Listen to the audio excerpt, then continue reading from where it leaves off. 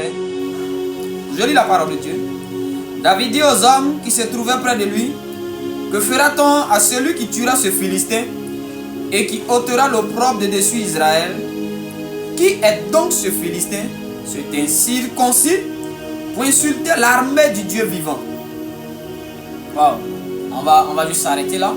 C'est une histoire que nous connaissons tous. C'est une histoire qui a été lue plusieurs fois, qui a été utilisée dans des enseignements.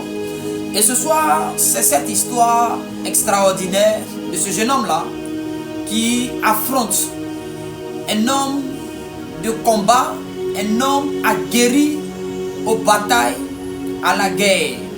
Un homme qui a terrassé plusieurs ennemis, qui a un palmarès exceptionnel, extraordinaire.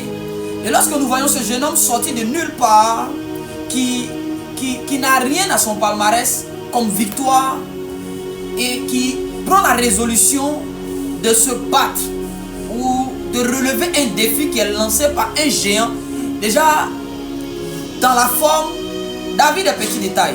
Goliath, c'est peut-être 100 fois la forme de David. Mais qu'est-ce qui peut donc pousser un jeune homme à déclarer avec beaucoup d'assurance que lui peut battre un tel homme? Déjà, sa déclaration pour Goliath, c'est un manque de respect. David dit, qu'est-ce qu'on donnera? En fait, il s'intéresse déjà au prix. Il est tellement sûr qu'il va remporter, il est tellement sûr de ses capacités à lui, qu'il demande, qu'est-ce qu'on va donner à celui qui va vaincre ce Philistin? Or, je vois Dieu faire de toi la personne qui va relever les défis de ta famille. Je vois Dieu faire de toi cette femme-là qui va relever les défis dans sa région. Je vois Dieu qui va faire de toi cet homme-là qui va relever les défis dans sa famille, dans son entourage et dans sa génération. Dieu fait de toi la personne qui va relever les défis au nom de Jésus-Christ. Tu reçois tout ce qu'il faut pour cela. Alors, suivez-moi très bien. Qu'est-ce qui peut pousser un jeune homme à lancer un tel défi ou à vouloir relever un tel défi? Alors, ce soir, tu vas le comprendre.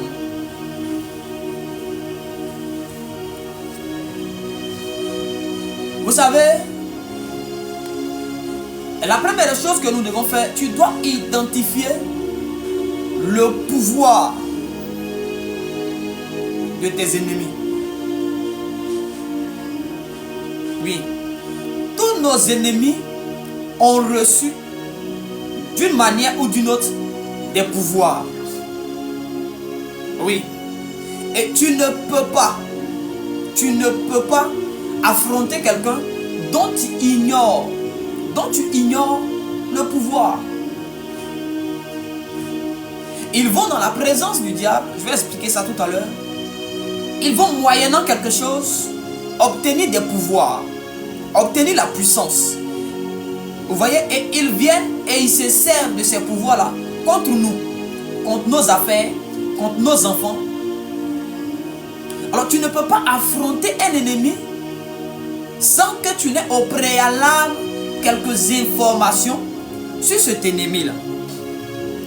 Sur cet ennemi-là. Alors je vais parler ce soir sur les sorciers. Je vais avancer au fur et à mesure. On va voir différents types d'ennemis. Qu'est-ce que la sorcellerie? Parce que les sorciers sont les agents, je dirais, les plus connus, les plus célèbres du royaume de Satan. Partout où tu vas aller, peu importe le pays, il y a la sorcellerie là-bas. Peu importe la famille. Au moins dans chaque grande famille,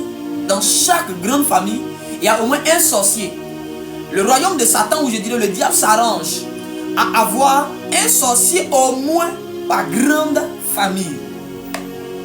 Et le diable s'arrange à avoir au minimum une confrérie par village, par campement. Oui. Si tu es dans un campement ou dans un village où eux tous ils vont à l'église, quand dimanche arrive, personne ne reste à la maison, ne t'inquiète pas. Parmi tous ceux qui vont à l'église, ils sont dedans. Par village, par campement, il y a au minimum une confrérie. Sinon qu'il peut en avoir plusieurs. Là, on ne parle même pas des villes. Dans les villes, non, là, dans les grandes communes, Là, n'en parlons pas. Là-bas, il existe plusieurs confréries de la sorcellerie. Alors, qu'est-ce que la sorcellerie, prophète? La sorcellerie est une science. La sorcellerie, j'ai déjà enseigné sur la sorcellerie. La sorcellerie, premièrement, c'est un royaume spirituel. C'est un quartier du monde spirituel de Satan. C'est un quartier. La manière dont on parle d'Abidjan, on peut parler du Canada. Vous voyez, par exemple, en Côte d'Ivoire, on dit Abidjan. Abidjan, il y a Yopougon, il y a Cocody. Donc on suppose que la Côte d'Ivoire, où je dis Abidjan, c'est le monde spirituel de Satan. Et Yopougon, c'est comme Yopougon, c'est le royaume de la sorcellerie. Donc la sorcellerie, c'est un royaume spirituel. C'est un royaume spirituel. Et les habitants de ce royaume sont appelés les sorciers. La manière dont les habitants d'Abidjan sont appelés les Abidjanais et les habitants de la Côte d'Ivoire sont appelés les Ivoiriens. C'est ainsi que les habitants de ce royaume sont appelés les sorciers. Donc ça, c'est la première des choses que nous devons d'abord savoir. Les habitants de ce royaume sont appelés les sorciers. Maintenant, je vais avancer. La deuxième définition, c'est que la sorcellerie, c'est comme une matière. C'est comme une science. Mais une science qui peut avoir plusieurs branches. C'est comme quand, par exemple, tu passes le concours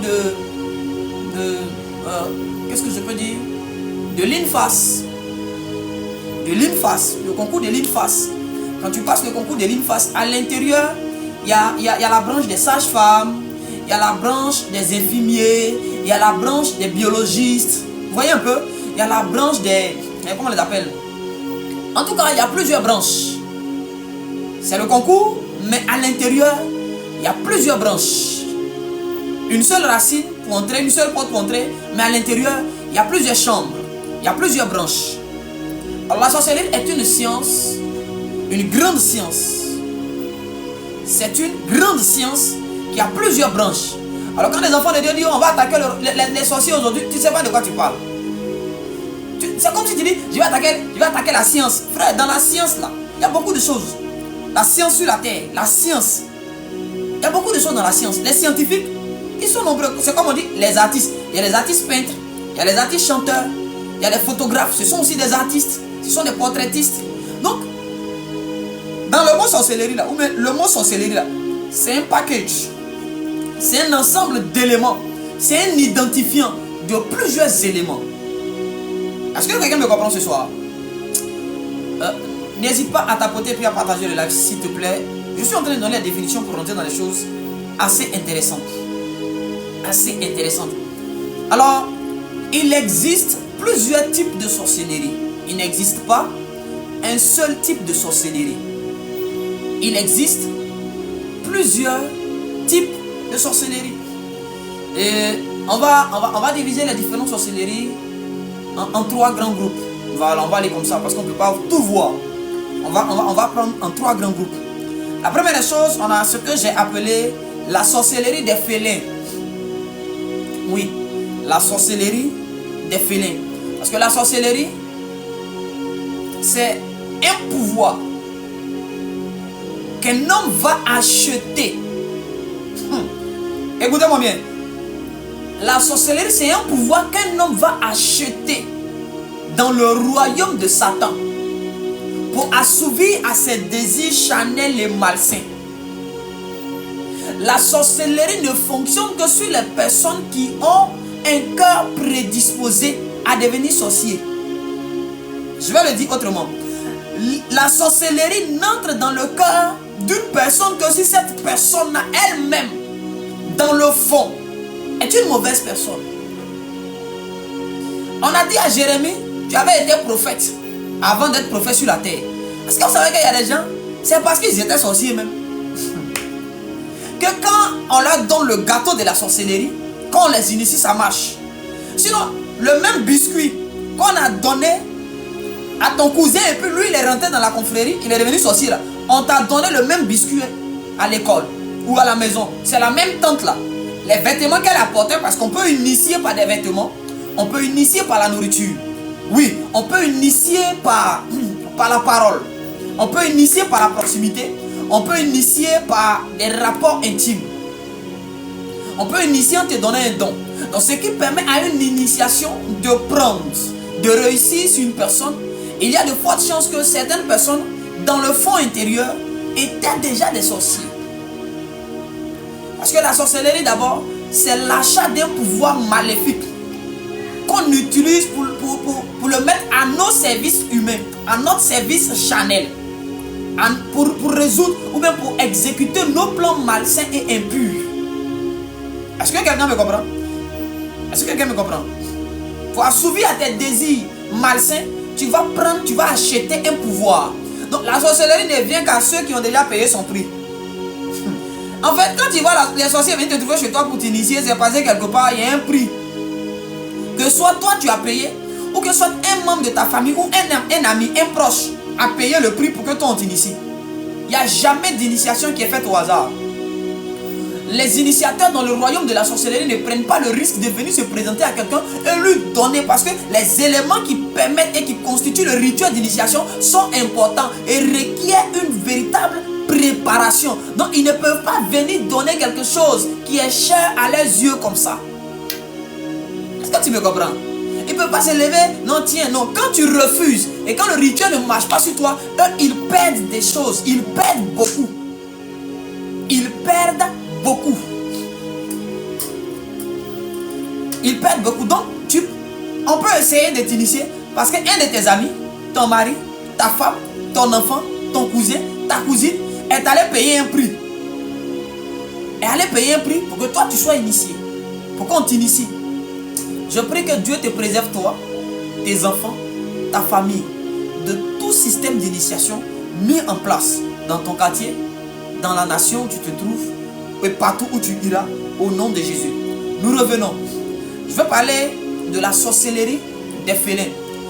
Pour ceux qui connaissent la Côte d'Ivoire, précisément l'ouest ou bien le sud-ouest de la Côte d'Ivoire, il y a un peuple en Côte d'Ivoire qu'on appelle les Nyabois. Les Nyabois sont un peuple qui pratique ce qu'on appelle la danse de la panthère. La danse de la panthère. La panthère étant un félin. En réalité, la danse de la panthère est une forme de sorcellerie. Mais c'est la sorcellerie du félin. C'est la sorcellerie du félin qui est transmise à ces hommes-là. Donc, quand on t'initie, on ne t'initie pas à n'importe quelle sorcellerie. Il y a un type de sorcellerie. Il y a un couloir précis dans lequel tu opères.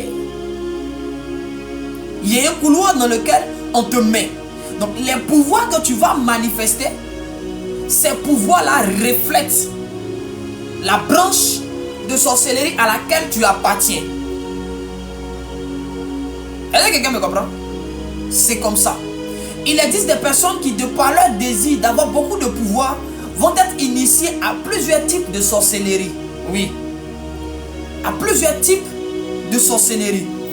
La sorcellerie du félin, c'est des personnes qui ont le pouvoir des lions, des panthères, des tigres, des guépards, des chiens, des chats. Oui. La sorcellerie des chats. La sorcellerie du chien. Le sorcier qui t'attaque, parfois, quand tu rêves ou quand tu es en train de prier, dans la vision que le Seigneur te donne, tu vois un animal. Parfois, tu peux voir un serpent, tu peux voir un chien, tu peux voir un buffle. Tu vois un animal qui te poursuit, qui vient t'attaquer. Ça révèle que le type de sorcellerie qui te combat, c'est la sorcellerie du félin. Si c'est les chiens que tu vois, si c'est les lions que tu vois, si c'est les panthères que tu vois, ça révèle que c'est la sorcellerie du félin qui te combat. Est-ce que quelqu'un me comprend? Je suis en train de poser le décor parce que nous allons flotter tout à l'heure.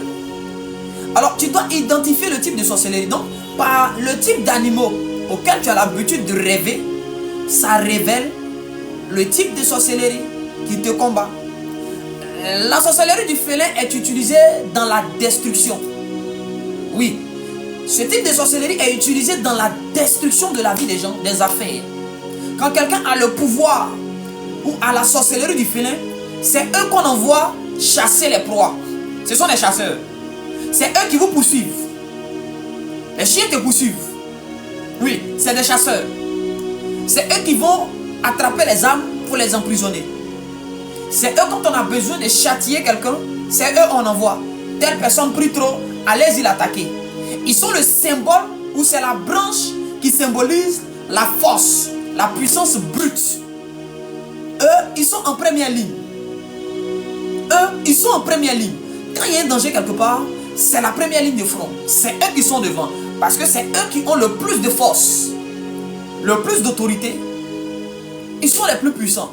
Oui, ce type de sorcellerie-là te confère une grande puissance spirituelle. Confère aux gens une grande force spirituelle. Excusez-moi, je vais mettre une bonne mélodie. La mélodie est finie.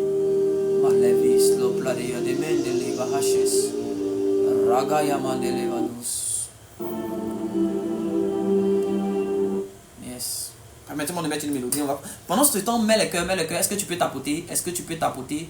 Est-ce que tu peux partager à quelqu'un encore s'il te plaît ce soir? Partage bien. Nous sommes en train d'arriver. Nous sommes en train d'arriver là où il faut arriver. Nous sommes en train d'arriver là où il faut arriver ce soir. Alors, ce sont les éléments, les initiés à la sorcellerie du félin qu'on envoie attraper les gens. Oui, c'est eux qu'on envoie. Quand tu vois que tu es poursuivi par un félin, soit le but, c'est de t'éliminer. Oui, c'est de t'éliminer. Si c'est un chien, lui, il est censé t'attraper. Si c'est un lion, un tigre, une panthère, c'est qu'on veut t'éliminer. On ne veut même pas te ramener, on veut t'éliminer. C'est le chien qui est utilisé pour attraper, pour faire des captifs. Le chien et le chat sont utilisés pour faire des captifs. Mais en dehors de ces deux éléments-là, parmi les félins, si tu vois un autre élément te poursuivre, c'est que ceux qui sont après toi, ils ne veulent pas jouer avec toi. Ils ne veulent même pas t'emprisonner. S'ils t'ont eu, c'est fini pour toi. Les lions qui étaient dans la cage où on a jeté ceux qui ont comploté contre Daniel, la Bible dit que les lions ne les ont pas laissés atterrir. Alors je vais évoluer. Il y a ce que j'ai appelé, c'est moi qui ai appelé ça comme ça, la sorcellerie des reptiles. Entendez par reptile tout ce qui est serpent, alligator, salamandre, caméléon, magouilla, tortue, crapaud, etc. La sorcellerie des reptiles. Beaucoup de personnes ont déjà fait des songes dans lesquels elles ont vu des serpents. Soit un serpent te mord, ou soit un serpent est dans la chambre, un serpent est dans la maison, un serpent autour de toi, ou il y a un serpent qui te poursuit. Tu es constamment poursuivi par des serpents. Tu vois constamment les serpents là où tu es. Tu dors, tu te retrouves, beaucoup de serpents autour de toi. Tu te réveilles en sursaut, le feu partout, le feu par là, le feu ici, le feu devant. En Égypte, c'était la sorcellerie du serpent qui était pratiquée. Parce que l'un des symboles, ou même je dirais le symbole de l'Égypte, c'est le cobra, c'est le serpent. C'est le serpent. C'est pourquoi vous allez voir que Dieu envoie Moïse avec un serpent. Oui, Dieu permet à Moïse de revenir avec un serpent pour attaquer les serpents. Je vais arriver là tout à l'heure, tu vas comprendre. Donc, la sorcellerie du félin, généralement, je dirais du félin, la sorcellerie du reptile, généralement, cette sorcellerie-là est experte dans la conservation et dans le vol des grâces et des bénédictions. Vous allez entendre un prophète prophétiser, je vois, on a pris ta grâce, on allait mettre ça sous l'eau. En réalité, ce n'est pas sous l'eau seulement, mais c'est un animal marin, ou c'est une sorcellerie sous-marine. Les crapauds, c'est des animaux aquatiques. Les alligators, le serpent même, il vit sous l'eau. Donc généralement, ceux-là, ils sont comme les prisons. Ceux qui pratiquent ce type de sorcellerie, la sorcellerie des reptiles, là, c'est eux généralement qui avalent les bénédictions. Eux, ils aiment se nourrir de la grâce des gens. C'est eux qui aiment se nourrir de la grâce. Si tu es combattu par la sorcellerie du serpent, tu vas vivre. Tu ne vas pas mourir. Mais tout ce qui doit te profiter là, ça ne va pas venir vers toi.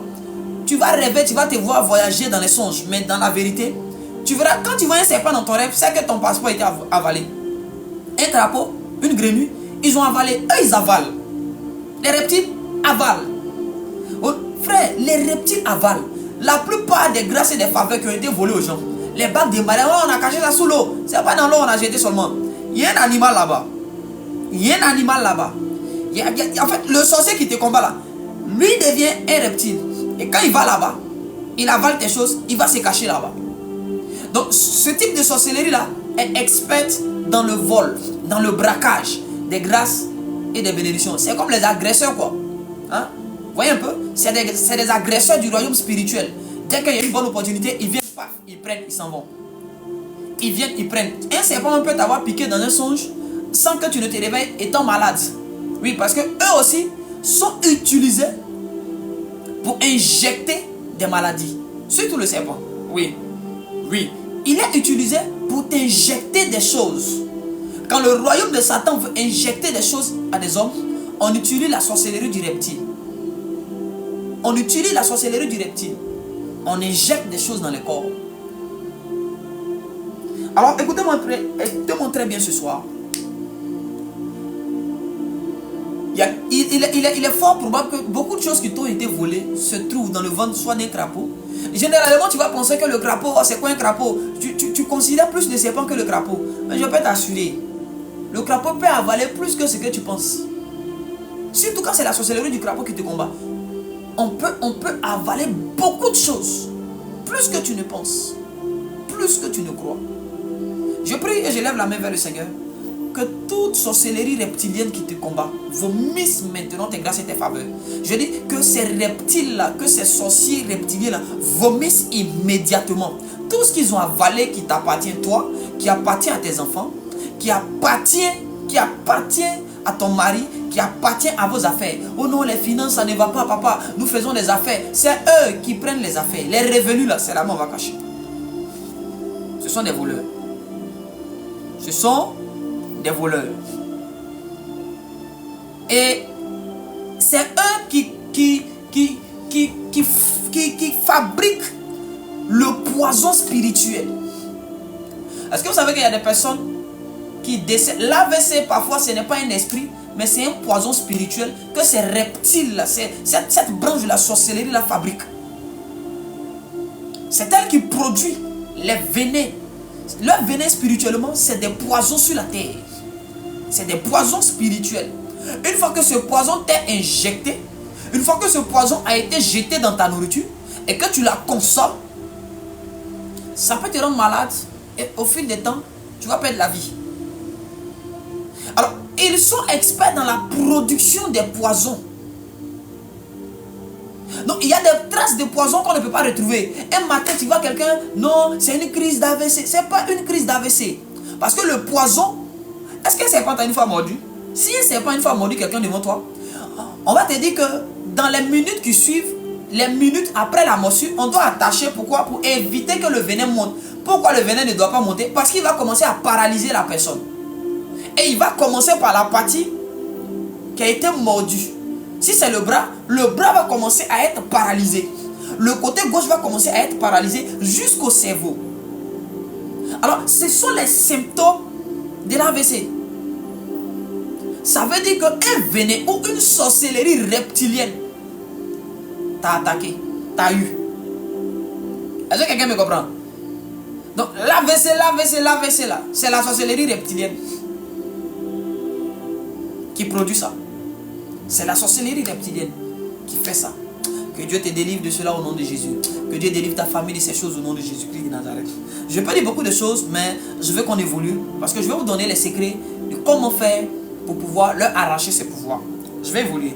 Alors, le troisième grand type dont je veux parler ce soir, et même dans la sorcellerie reptilienne, si toi on est allé déposer ta bénédiction dans le ventre d'une tortue, tu es foutu. La tortue a une longévité extrême. Généralement, les tortues sont comme les gardiennes. C'est-à-dire que la sorcellerie reptilienne, elle est gardienne des accords entre les membres de nos familles et le royaume de Satan. Donc, on va signer un pacte et puis on donne ça à la sorcellerie reptilienne de garder ça. C'est-à-dire que le contrat est là jusqu'à tes parents meurent. Toi-même, tu viens, tu passes, tes enfants viennent, la situation demeure. Tu te demandes, mais qu'est-ce qui se passe? Quand la sorcellerie reptilienne est derrière toi, tu vois, les accords durent. Les décrets maléfiques sur ta vie durent.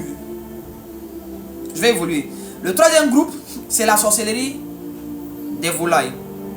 Nous connaissons tout ce qu'on appelle la volaille. Hein? les poulets, les hiboux, les chouettes, les corbeaux, les éperviers, les chauves-souris. Quelqu'un va me dire, oh papa, ça c'est quoi? Écoutez, dans certains villages à l'ouest, c'est la sorcellerie, la volaille qui est répandue. Vous allez voir à partir de 18h-19h, les hiboux là commencent à surfer dans l'espace. Tu vois les hiboux passent ici, les chauves-souris commencent à passer ici. Tu te dis non, c'est les animaux nocturnes. C'est leur temps, c'est normal, c'est leur temps, c'est leur période, c'est faux. La sorcellerie de la volaille est experte dans l'espionnage et dans la communication. Oui. Ce type de sorcellerie est experte dans la communication, dans le renseignement, dans l'espionnage. Oui. Le hibou a la capacité de voir la nuit des choses que toi tu ne peux pas voir. La chauve-souris peut entendre et détecter des choses avec précision et peut s'introduire dans des endroits. Un oiseau peut s'introduire dans ta maison sans que tu ne saches. Ce sont eux qui sont les agents, les espions du royaume de Satan. Quand on veut savoir quelque chose, c'est cette sorcellerie qu'on utilise. Les oiseaux volent le jour, ils volent la nuit. Un oiseau peut être là, tu es en train de parler de ton affaire. Tu ne peux pas imaginer que cet oiseau-là, c'est un sorcier. Alors, la particularité de cette sorcellerie-là, elle opère de jour comme de nuit. Il n'y a pas d'heure. Toute forme de sorcellerie n'a pas d'heure. Non, c'est à minuit, on fait une réunion. Réveillez-vous. Les sorciers travaillent à tout moment. Chaque jour, chaque heure, chaque minute. La sorcellerie travaille.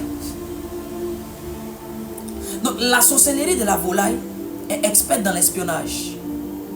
Et comment est-ce que cette sorcellerie-là peut opérer, ou même ces différentes sorcelleries?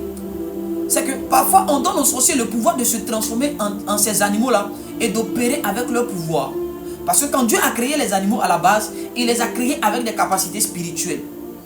Oui, les animaux ont des pouvoirs. Autant que l'homme a des pouvoirs, l'humain, créé par Dieu originellement, avec des pouvoirs. Ainsi, les animaux plutôt ont leur pouvoir que Dieu leur a conféré, que Dieu leur a donné. Il en est de même aussi pour les plantes qui ont leur pouvoir. Chaque plante peut apporter certaines calories, certaines choses, certaines vitamines, certaines guérisons au corps humain, à l'homme. Donc, les animaux ont naturellement leur pouvoir. Donc être initié à la sorcellerie de certains animaux, c'est être initié au pouvoir des animaux qui ont suivi Satan dans sa rébellion. Parce qu'au-delà des anges, il y a aussi des animaux. Rappelez-vous qu'autour du trône de Dieu, les êtres qui sont là sont des animaux. Quand on parle des chérubins en 4 faces, on parle d'une face d'aigle, une face de veau ou de taureau, ou de bœuf dans certaines versions, une face de lion, et la 4e face est une face d'homme.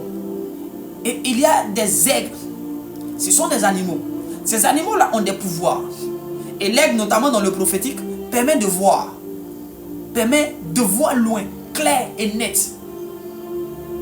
Alors écoutez-moi très bien.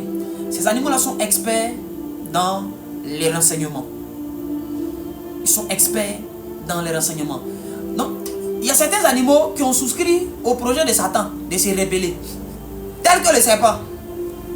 Bon, pas tous les serpents, hein, mais ce modèle de serpent en tout cas. Modèle de serpent, je ne sais pas si c'était vipère, ou mais c'était serpent noir, ou mais c'était python. Je suis sûr que ça doit être python. Parce que c'est le démon de python là, qui aime faire les fausses prophéties là. Ça doit être un python. Je suis sûr que c'était un python. Ça ne devait pas être un mamba vert. Ça devait être un python. Ça devait être un python. C'est pourquoi la femme là est prophétisée par l'esprit de python derrière Paul. Cet homme est un véritable serviteur de Dieu. C'est un python. Parce que le serpent avait connaissance de ce que Dieu avait dit à l'homme. Donc le python a une partie. Une partie de ce qui est rattaché à ta vie. De ce que Dieu veut pour toi. Des instructions rattachées à ta vie, à ta destinée. Souvent tu te demandes comment les sorciers la font même pour savoir même ce que j'ai fait. C'est la sorcellerie des reptiles qu'ils utilisent. Est-ce que quelqu'un me comprend? Alors je reviens. Donc ces animaux-là vont donc conférer leur pouvoir à des hommes. Et ces hommes auront la capacité de manifester le pouvoir de ces animaux-là. Est-ce que quelqu'un me comprend? Donc la sorcellerie de la volaille, c'est comme ça que ça marche. L'espionnage, les renseignements, beaucoup de choses. Tu vois les hiboux, les chouettes dans les villages, surtout les villages bêtés. Ou bien les villages guéris, les villages Yacouba. Là où il y a la forêt là. Ils sont nombreux là-bas comme ça. Et Ils n'opèrent pas qu'avec les yeux, ils opèrent avec leur cri. Leur cri peut embrouiller ton esprit. Leur cri peut paralyser ton esprit. Et c'est eux qui sont censés produire une atmosphère de peur. Oui, le cri d'un hibou peut te donner des migraines. Oui, un sorcier qui devient un hibou, s'il pousse un cri, frère, tu vas avoir une peur bleue, une peur rouge et une peur noire. Ils sont censés attaquer la foi. Ils émettent des sons. Ils émettent des vibrations de par leurs ailes. Les battements d'ailes, c'est des vibrations. Les battements d'ailes et les cris, les sons qu'ils émettent, c'est une atmosphère qu'ils sont en train de créer. Une atmosphère qui te sera défavorable. Et qui leur sera favorable. Qui leur sera favorable. Est-ce que quelqu'un me comprend? C'est pourquoi tu vas voir les hiboux, ils sont en train de voler et puis parfois ils poussent un cri. Ou les chauves-souris sont en train de tourner entre elles et puis une chauve-souris pousse un cri. Tu penses que c'est rien? Oh, c'est rien ça. Ou un oiseau qui pousse un cri. Ce n'est pas rien. Le chant du coq a permis à Pierre de se rappeler qu'il devait se repentir. Le chant du coq a ouvert la conscience de Pierre. Ça veut dire que le cri des voleurs a la capacité soit de rendre conscient ou de rendre inconscient. My God. La sorcellerie de la volaille est utilisée pour rendre plusieurs inconscients des réalités spirituelles autour d'eux. C'est un esprit d'aveuglement. C'est une sorcellerie qui a la capacité d'aveugler l'esprit de l'homme, d'aveugler la conscience de l'homme. Mais va lever les yeux. Est-ce que quelqu'un me comprend ce soir? Quand le hibou pousse son cri, ça peut t'aveugler spirituellement, te rendre sourd spirituellement. Physiquement, tu entends, physiquement, tu vois. Mais dans le spirituel, tu ne pourras plus entendre ce qui s'est dit.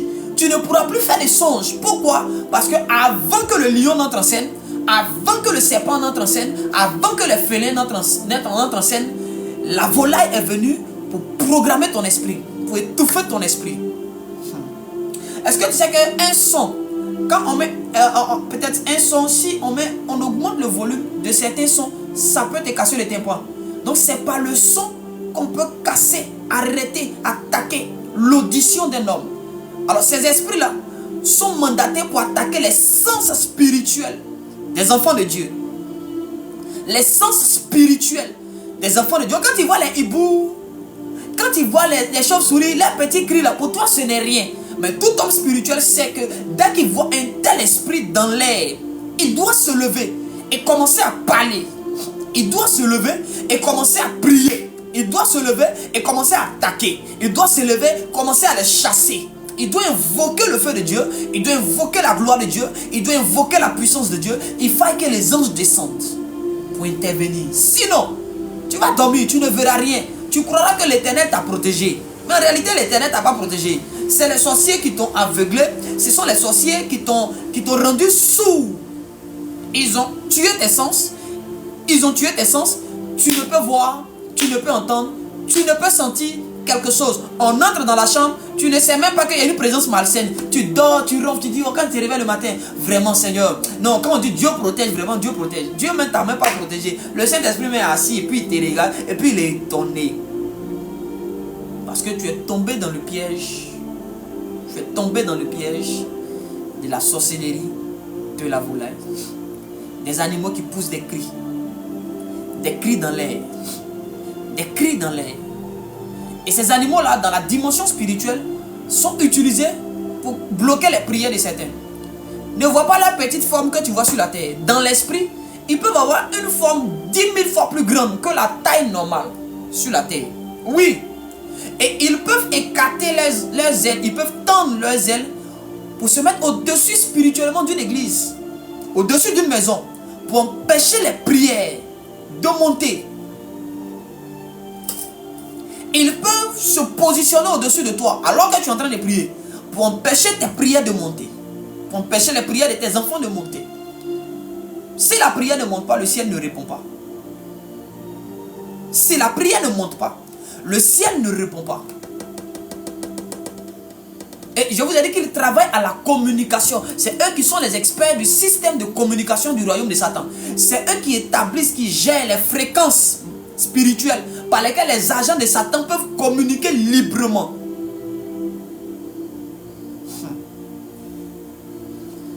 quelqu'un me comprend? Alors je vais évoluer. La sorcellerie peut provenir d'une possession démoniaque. Oui. Je vous ai dit que les habitants du royaume de la sorcellerie sont appelés les sorciers. Un homme sur la terre qui veut avoir la sorcellerie, parfois il va être habité par un habitant du royaume de la sorcellerie. Il devient automatiquement sorcier. Et il va commencer à manifester les pouvoirs de l'être qu'il a habité. C'est comme ça que certains sorciers vont vous dire, moi, il y a 4 démons en moi. Il y a un démon qui me donne le pouvoir de faire ça, faire ça, faire ça. L'autre démon me donne le pouvoir d'attaquer les pasteurs. L'autre démon me donne le pouvoir d'envoûter les femmes. L'autre démon me permet de tuer. L'autre démon me permet de faire ci, de faire ça, etc., etc. Donc, parfois, ce sont des possessions démoniaques qui donnent à certaines personnes ces pouvoirs-là. Ce n'est pas leur esprit humain qui est puissant. On n'a pas appris à leur esprit humain à sortir du corps, à partir et à venir. Non. Mais eux, ce sont des démons qui sont venus habiter en eux. Et c'est la présence de ces démons-là dans leur corps qui leur donne tous les pouvoirs qu'ils font. D'avoir tous les résultats qu'ils ont. De manifester tout ce qu'ils font. Tout ce qu'ils détruisent dans la famille, tout. Ce n'est pas par leur propre force. C'est par les démons qui sont en eux. Et ce sont ces démons-là parfois qui se saisissent de leur esprit humain pour aller faire des choses. Qui peut même prendre la forme. Qui peut posséder leur esprit humain et pour aller faire des choses. Donc tu penses que lui peut sortir de son corps lui-même. Mais en réalité, ce n'est pas lui. Ce sont les démons en lui qui l'utilisent. Et il se plaît à ça. Parce qu'il est conscient et ça lui confère certains avantages spirituellement. Je peux avancer? Est-ce que je peux avancer ce soir? Est-ce que je peux avancer ce soir? Alors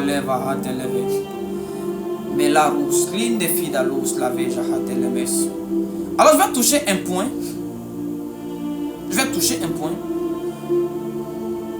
Écoutez, dans le royaume spirituel ou dans les royaumes spirituels de Satan, les habitants de certains royaumes peuvent venir sur la terre. Est-ce que vous savez qu'il existe ce qu'on appelle le royaume des serpents, le royaume des poissons? C'est généralement le royaume des poissons qu'on appelle le royaume de la sirène.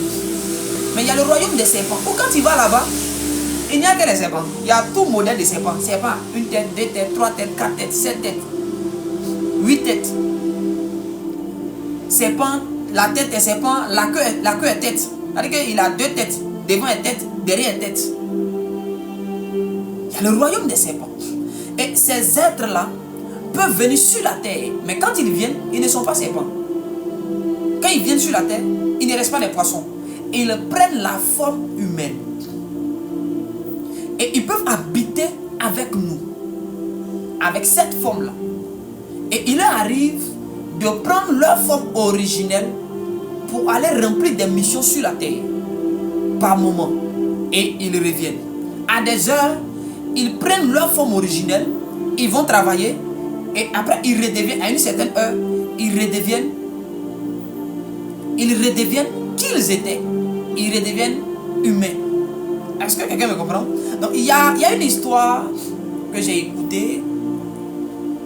Un homme qui avait marié une jeune fille très belle, tellement belle de par son physique, très douce avec lui, mais ce n'était pas une humaine. Vous avez déjà entendu des gens dire non, cet enfant-là c'est un enfant serpent, lui là c'est un enfant oiseau. C'est pas juste que l'enfant se comporte comme un oiseau, mais en réalité, ça peut être un esprit oiseau du royaume des oiseaux qui est venu sur la terre dans cette forme humaine. Donc je vais avancer, je vais raconter l'histoire. Donc ce monsieur avait une fille avec qui il vivait, qui était, je dirais, sa femme. Et elle était un serpent. Lui ne savait pas qu'elle était un serpent. Et quand quelqu'un avait des histoires avec elle, la nuit, pendant que son mari dort, elle envoûte le monsieur pour ne pas qu'il se rende compte. Et puis, elle s'en va. Elle s'en va, elle sort de son... Elle sort même pas de son corps. Elle se transforme dans le corps, pas spirituellement. Hein, pour dire non, elle est là, son esprit est sorti. Non, elle est un esprit.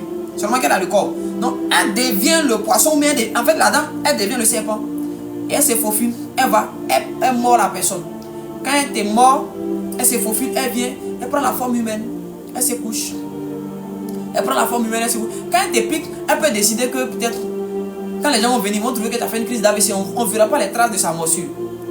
Oui. Non, tu vas tomber malade 2 jours, 3 jours après, tu peux succomber à la maladie. Mais en réalité, c'est elle le serpent là, qui t'a éliminé. Donc le monsieur, un jour, il se réveille, il ne voit pas sa femme. Il cherche, il tourne. Où est ma femme? Il va dans la cuisine, il ne la voit pas. Il va au salon, il ne la voit pas. Parce que quand elle sort, elle doit rentrer avant 6 heures. Elle doit rentrer pour venir prendre la forme humaine. Si le soleil s'est levé sur elle, elle meurt. Elle se transforme en serpent, tout le monde peut la découvrir. Elle ne meurt pas, elle ne meurt pas plutôt.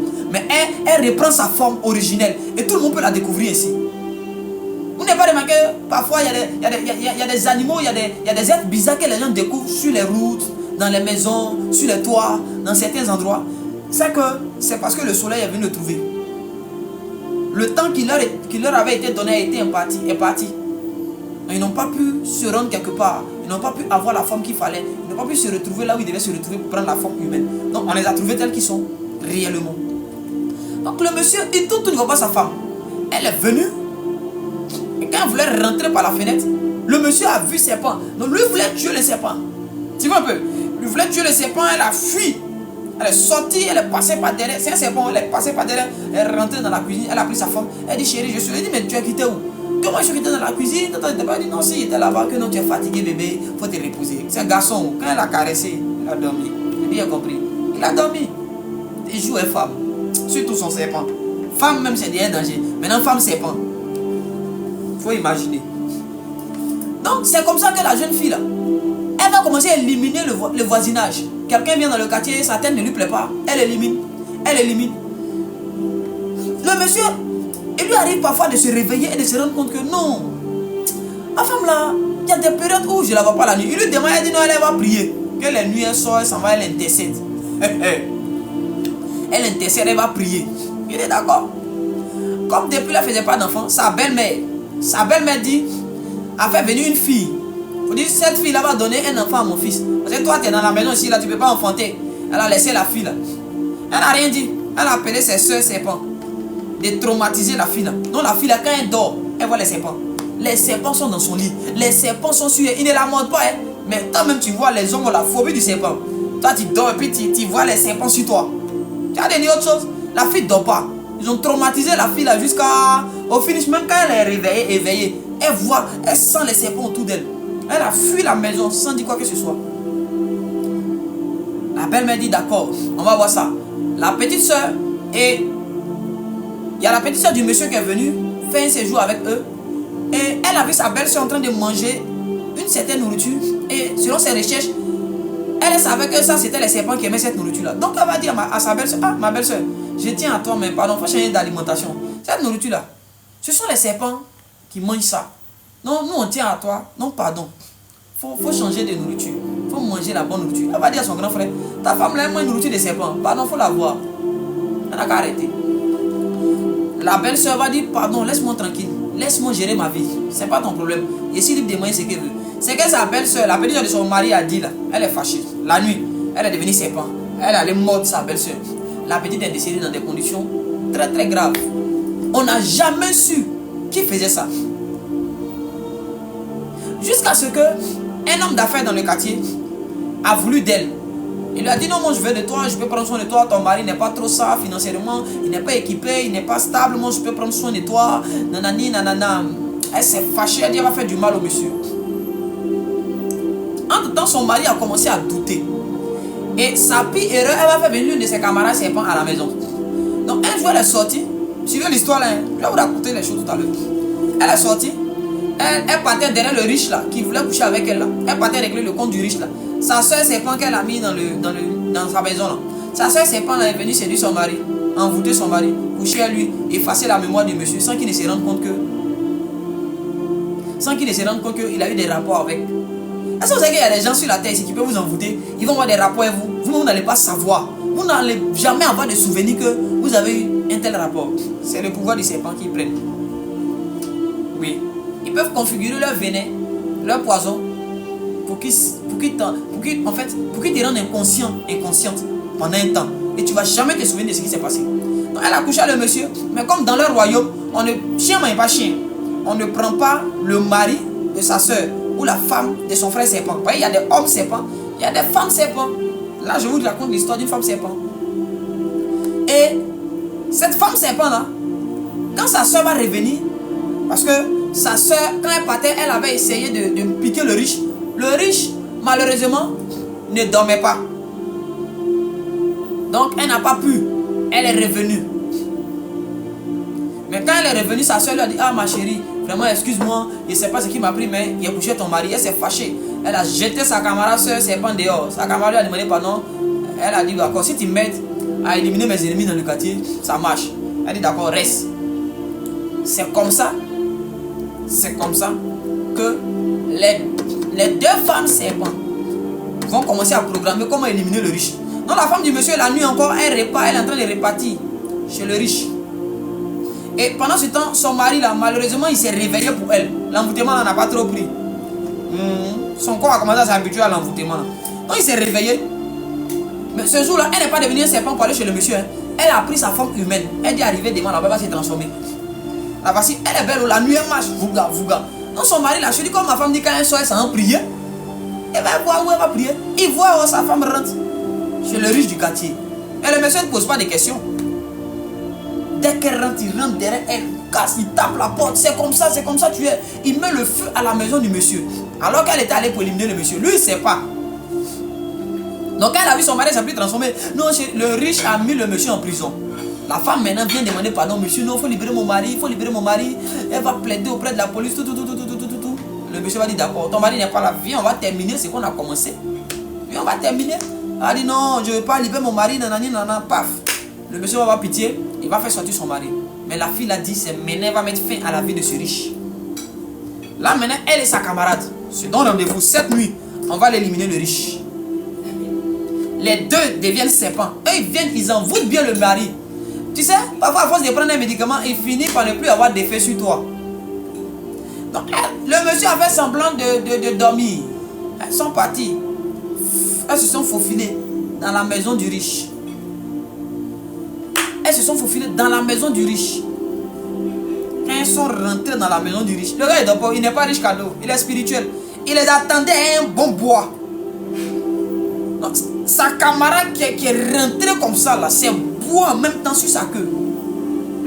Quand le bois l'a tapé, elle a crié. Serpent ne crie pas, mais comme ce n'est pas les serpents ordinaires, elle a crié. Le monsieur dit ah bon. En temps, le monsieur là-bas, le mari de la fille là s'est réveillé. Il est en train de venir dans la maison là pour vérifier. Il est quitté en prison pour ça. Il est en train de venir voir. Il vient voir. Sa femme est serpent. Il ne sait pas que c'est sa femme, hein? Mais il a la conviction que ce serpent là, je suis sûr que c'est elle. Puis il les a vu rentrer.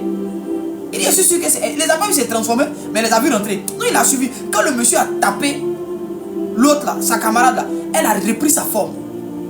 Il dit quoi? Mais là, puisqu'il a mal tapé, non, elle est morte sur le champ. C'est sa femme maintenant, le deuxième serpent qui a commencé à fuir. Je me dis, toi tu n'as pas fui. Tout le quartier est sur toi, tu as fui comment? On va te poursuivre. On va t'éliminer, on va voir clair dans ton affaire. Il poursuit le serpent et puis il est en train de crier le nom de sa chérie. Arrête-toi. Ah, il dit le nom de sa chérie. Je dis n'importe quoi. Il dit Claire. Claire, cesse de courir. Je sais que c'est toi. Claire, cesse de courir. Arrête-toi Claire. Claire, attends. Claire, il poursuit Claire. Claire rentre ici, le monsieur rentre. Elle veut se cacher pour se transformer, pour venir raconter une fausse histoire et l'envoûter. Le monsieur dit aujourd'hui ton pied, mon pied. Où tu vas? Je vais. Quand le serpent rentre à gauche, le monsieur rentre. En tout cas, Dieu était à lui. La main de l'Éternel qui était sur Élie était sur le monsieur ce jour-là. Tout le quartier, il a réveillé le quartier. Venez, serpent. Oh, tu vas aller dans la maison d'équipe pour te cacher, pour te transformer. Eux-mêmes, ils t'attendent le feu. Ils veulent t'abattre. Les morts mystérieuses du quartier. Aujourd'hui, on va élucider ce mystère. Il poursuit le serpent. Elle était obligée d'aller chez eux à la maison. Dès qu'elle rentre à la maison, au moins, il ne donne même pas le temps même à Claire de se transformer en Claire pour venir le mamailler. Il a soulevé un bois là-bas, il a limé Claire. Il a battu Claire. Claire a repris sa forme de Claire. Il a appelé le voisinage. Venez voir, c'est ma femme qui était le serpent qui tuait tout le monde au quartier ici. Veille sorcière, j'étais dans le problème. C'est elle qui a tué ma soeur. Il a dit, en plus de tuer le serpent, qui est Claire, on l'a brûlé. Depuis lors, le quartier a été libéré. Mais le monsieur là, frère, quand il voit femme, il change de route. voyez comme des hommes ne sont pas des humains. Tous ceux que vous voyez comme des femmes ne sont pas des humaines. Il y a des esprits qui prennent la forme humaine et qui sont au milieu de nous. Il y a des êtres du royaume de Satan qui viennent ici et qui prennent la forme humaine et qui sont de beaux hommes, qui sont de belles femmes avec de belles courbes, avec un beau physique. Ils savent parler. Cependant, c'est des esprits en mission. C'est des esprits sur la terre qui sont venus pour détruire, ruiner, voler. Que Dieu t'épargne de ce genre de personnes. Amen. Je dis que Dieu t'épargne de ce genre de personnes. Écoutez-moi très bien. Ils sont nombreux. Toi, peut-être tu es avec eux, ce sont tes amis. Parfois, tu vas les voir avoir le comportement de ces animaux-là. Oui, parfois, tu vas les voir, le serpent ne les mord pas. Ils vont dire non, moi, il y a un médicament de serpent. C'est faux. C'est faux. Toi, tu as un médicament de serpent, comment? Toi, tu as un médicament de serpent. Non, moi, quand le serpent me voit, le serpent ne me mord pas. Tu es un petit serpent. Tu es un petit serpent. Ce sont tes parents. Ce sont tes parents. Ce sont tes parents. Non, moi, il y a un médicament de serpent. Vous le voyez, dès que le serpent il rentre là-bas, il attrape sa tête. Toi, sors, ne le tue pas. Laissez-le partir. Laissez-le partir où? Non, c'est ton cousin. Tu veux pas qu'il meure. Nous allons la battre. Nous allons la battre. Faites attention. Il y a des gens, parfois, tu les vois, ils ont un comportement de serpent. Ils sont un peu, ils sont comme ça. Ils sont comme ça. Faites attention. Tous ces petits gestes à remarquer, ce sont les signaux. Il a dit, l'homme qui a l'impression qu'il a le moignard dans le corps, sa colonne vertébrale, il est toujours en train de bouger, on dirait serpent. Ouais, les danses où on fait comme ça là. C'est les serpents là. C'est eux, ce sont les danses. Tu vois les serpents quand ils bougent, c'est des vagues. C'est eux. L'homme caoutchouc. Tu as déjà vu l'homme caoutchouc? Tu as déjà vu l'homme caoutchouc? On dit non, il est souple. Quelle souplesse? Il y a des gens, ce n'est pas la souplesse. Ce sont des serpents. Ce sont des serpents. Je dis, c'est ce que je vous dis là. Je ne mens pas, hein. Ce sont des serpents. C'est des esprits qui ont pris la forme. D'autres sont des chiennes. Il y a des femmes là, elles deviennent chiennes la nuit. Vous êtes ensemble, non? La nuit, elle devient chien. Elle sort. Elle s'en mord les gens dehors. Et puis elle revient. Si elle te mord la nuit, tu es foutu. Elle se met dans des couloirs bien précis. Il y a des gens qui ont vu certains chiens qui n'apparaissent jamais la journée. Il n'y a que la nuit que ces chiens-là viennent. Écoutez, il y a des choses que vous ne remarquez pas. Hein? Il y a des choses que vous ne remarquez pas. Mais ce que je dis là, il y a des animaux qui n'apparaissent que la nuit dans certains endroits, dans certains villages. Il y a des animaux là, c'est à une certaine heure que tu les vois. Et ils n'ont pas peur de l'homme. Un animal normal a peur de l'homme. Peu importe l'heure. Quand il te voit, il fuit. Mais les animaux qui, le jour, comme la nuit, quand ils te voient, ils ne fuient pas là. Champion, c'est les êtres. Ce sont des êtres. Ce sont des esprits conscients. Il y a des animaux même. Dans mon village, à une certaine heure, il y a un quartier là. Les hiboux là sont comme ça à 19h. C'est pas la nuit, à 19h ils sont comme ça. Quand il dit va, il te regarde quoi. Tu prends un caillou, tu le lances, il est arrêté même, puis il te regarde bien même. Il n'est pas dit ça, c'est pas on dit, ça c'est dans mon village, moi-même, dans mon village. Dans mon village, la nuit là, les moutons là, ils se mettent en cercle comme ça, à la gare. On dirait qu'ils sont en train de causer. Il y a un cercle de moutons ici, il y a un cercle de cabris là, il y a un cercle de chiens. Tu te demandes mais dans quoi tu es. Et quand tu sors à cette heure là pour les voir, tu as des fruits. Si tu n'es pas spirituel, tu peux mourir là. Je t'assure. C'est dangereux. Alors je vais évoluer dans l'enseignement. Alors vous devez comprendre que chaque pouvoir, chaque agent de Satan a ce qu'on appelle un totem. Il n'existe aucun pouvoir en Christ ou en Satan qui n'a pas de totem, qui n'a pas d'interdit. Le pouvoir que Dieu avait donné à Adam avait un totem. L'arbre du bien et du mal. Adam ne devait pas manger ça. C'était le totem. Le totem de Samson, on ne devait pas lui couper les cheveux. Est-ce que quelqu'un me comprend? C'était le totem de Samson. Le totem de Josué, il ne devait pas jeter le livre de la loi. À chaque pouvoir, à chaque onction, à chaque puissance est rattaché des interdits, des totems. Vous savez, les agents de Satan ont des totems. C'est l'ignorance de ces totems-là qui nous pousse à entrer dans des batailles inutiles. David voit Goliath. Qui a dit à David que Goliath est incirconcis? C'est que la faiblesse de Goliath, c'était la révélation publique de son état d'incirconcis. La faiblesse de Goliath, c'était la révélation publique de son état incirconcis. Est-ce que vous connaissez le roi Sundiata Keita? Cet homme-là, une balle ne pouvait pas l'éliminer. Une machette ne pouvait pas l'éliminer. C'était l'ego d'un poulet qui était capable de l'éliminer. Le pouvoir qu'il incarnait, qu'il avait en lui, avait un totem. L'ego de poulet. L'ego de poulet. C'est ce qui pouvait éliminer ce grand chef. Donc tous les pouvoirs par lesquels les sorciers, les occultistes te combattent, on combat ton commerce, on combat ton marché, ces pouvoirs-là ont ce qu'on appelle, ou ce que j'appelle, un totem, un interdit. Il te suffit de découvrir l'interdit. On a cherché à découvrir l'interdit de Samson. On veut le frapper, on n'arrive pas à le frapper. La journée, il nous frappe. La nuit, il nous frappe. À n'importe quelle heure, il nous frappe. Il dort même. Quand il a achevé, quand il remue sa tête, nous, on tombe. Mais dès qu'on a découvert son totem, on l'a eu. David dit le totem de Goliath. Il a deux totems. D'abord, il est incirconcis, les gens ne savent pas. Non, il doit dire ça d'abord. Humiliation publique. Deuxième des choses, le totem de Goliath, c'est qu'on prenne une pierre, un caillou, peu importe sa forme et sa taille, et qu'on prenne le caillou là pour taper sur son front.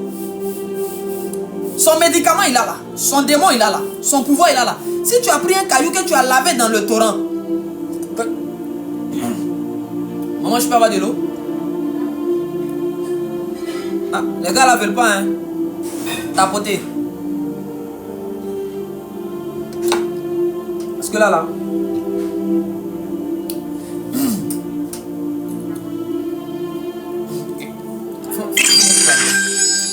Est-ce qu'on peut tapoter? Donc, tu dois découvrir le totem de tes ennemis.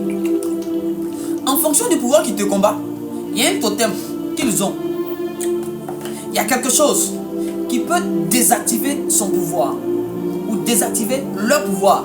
C'est sur la base d'un pacte que les démons là sont avec eux qu'ils arrivent à manifester cette puissance qu'ils ont là. Quand tu vas découvrir ce totem là, tes ennemis, tu vas les vaincre.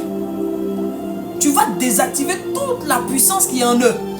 On n'a pas tué Samson d'abord, on ne l'a pas éliminé. On a d'abord enlevé la puissance qu'il avait. Et il est devenu inutile, inefficace.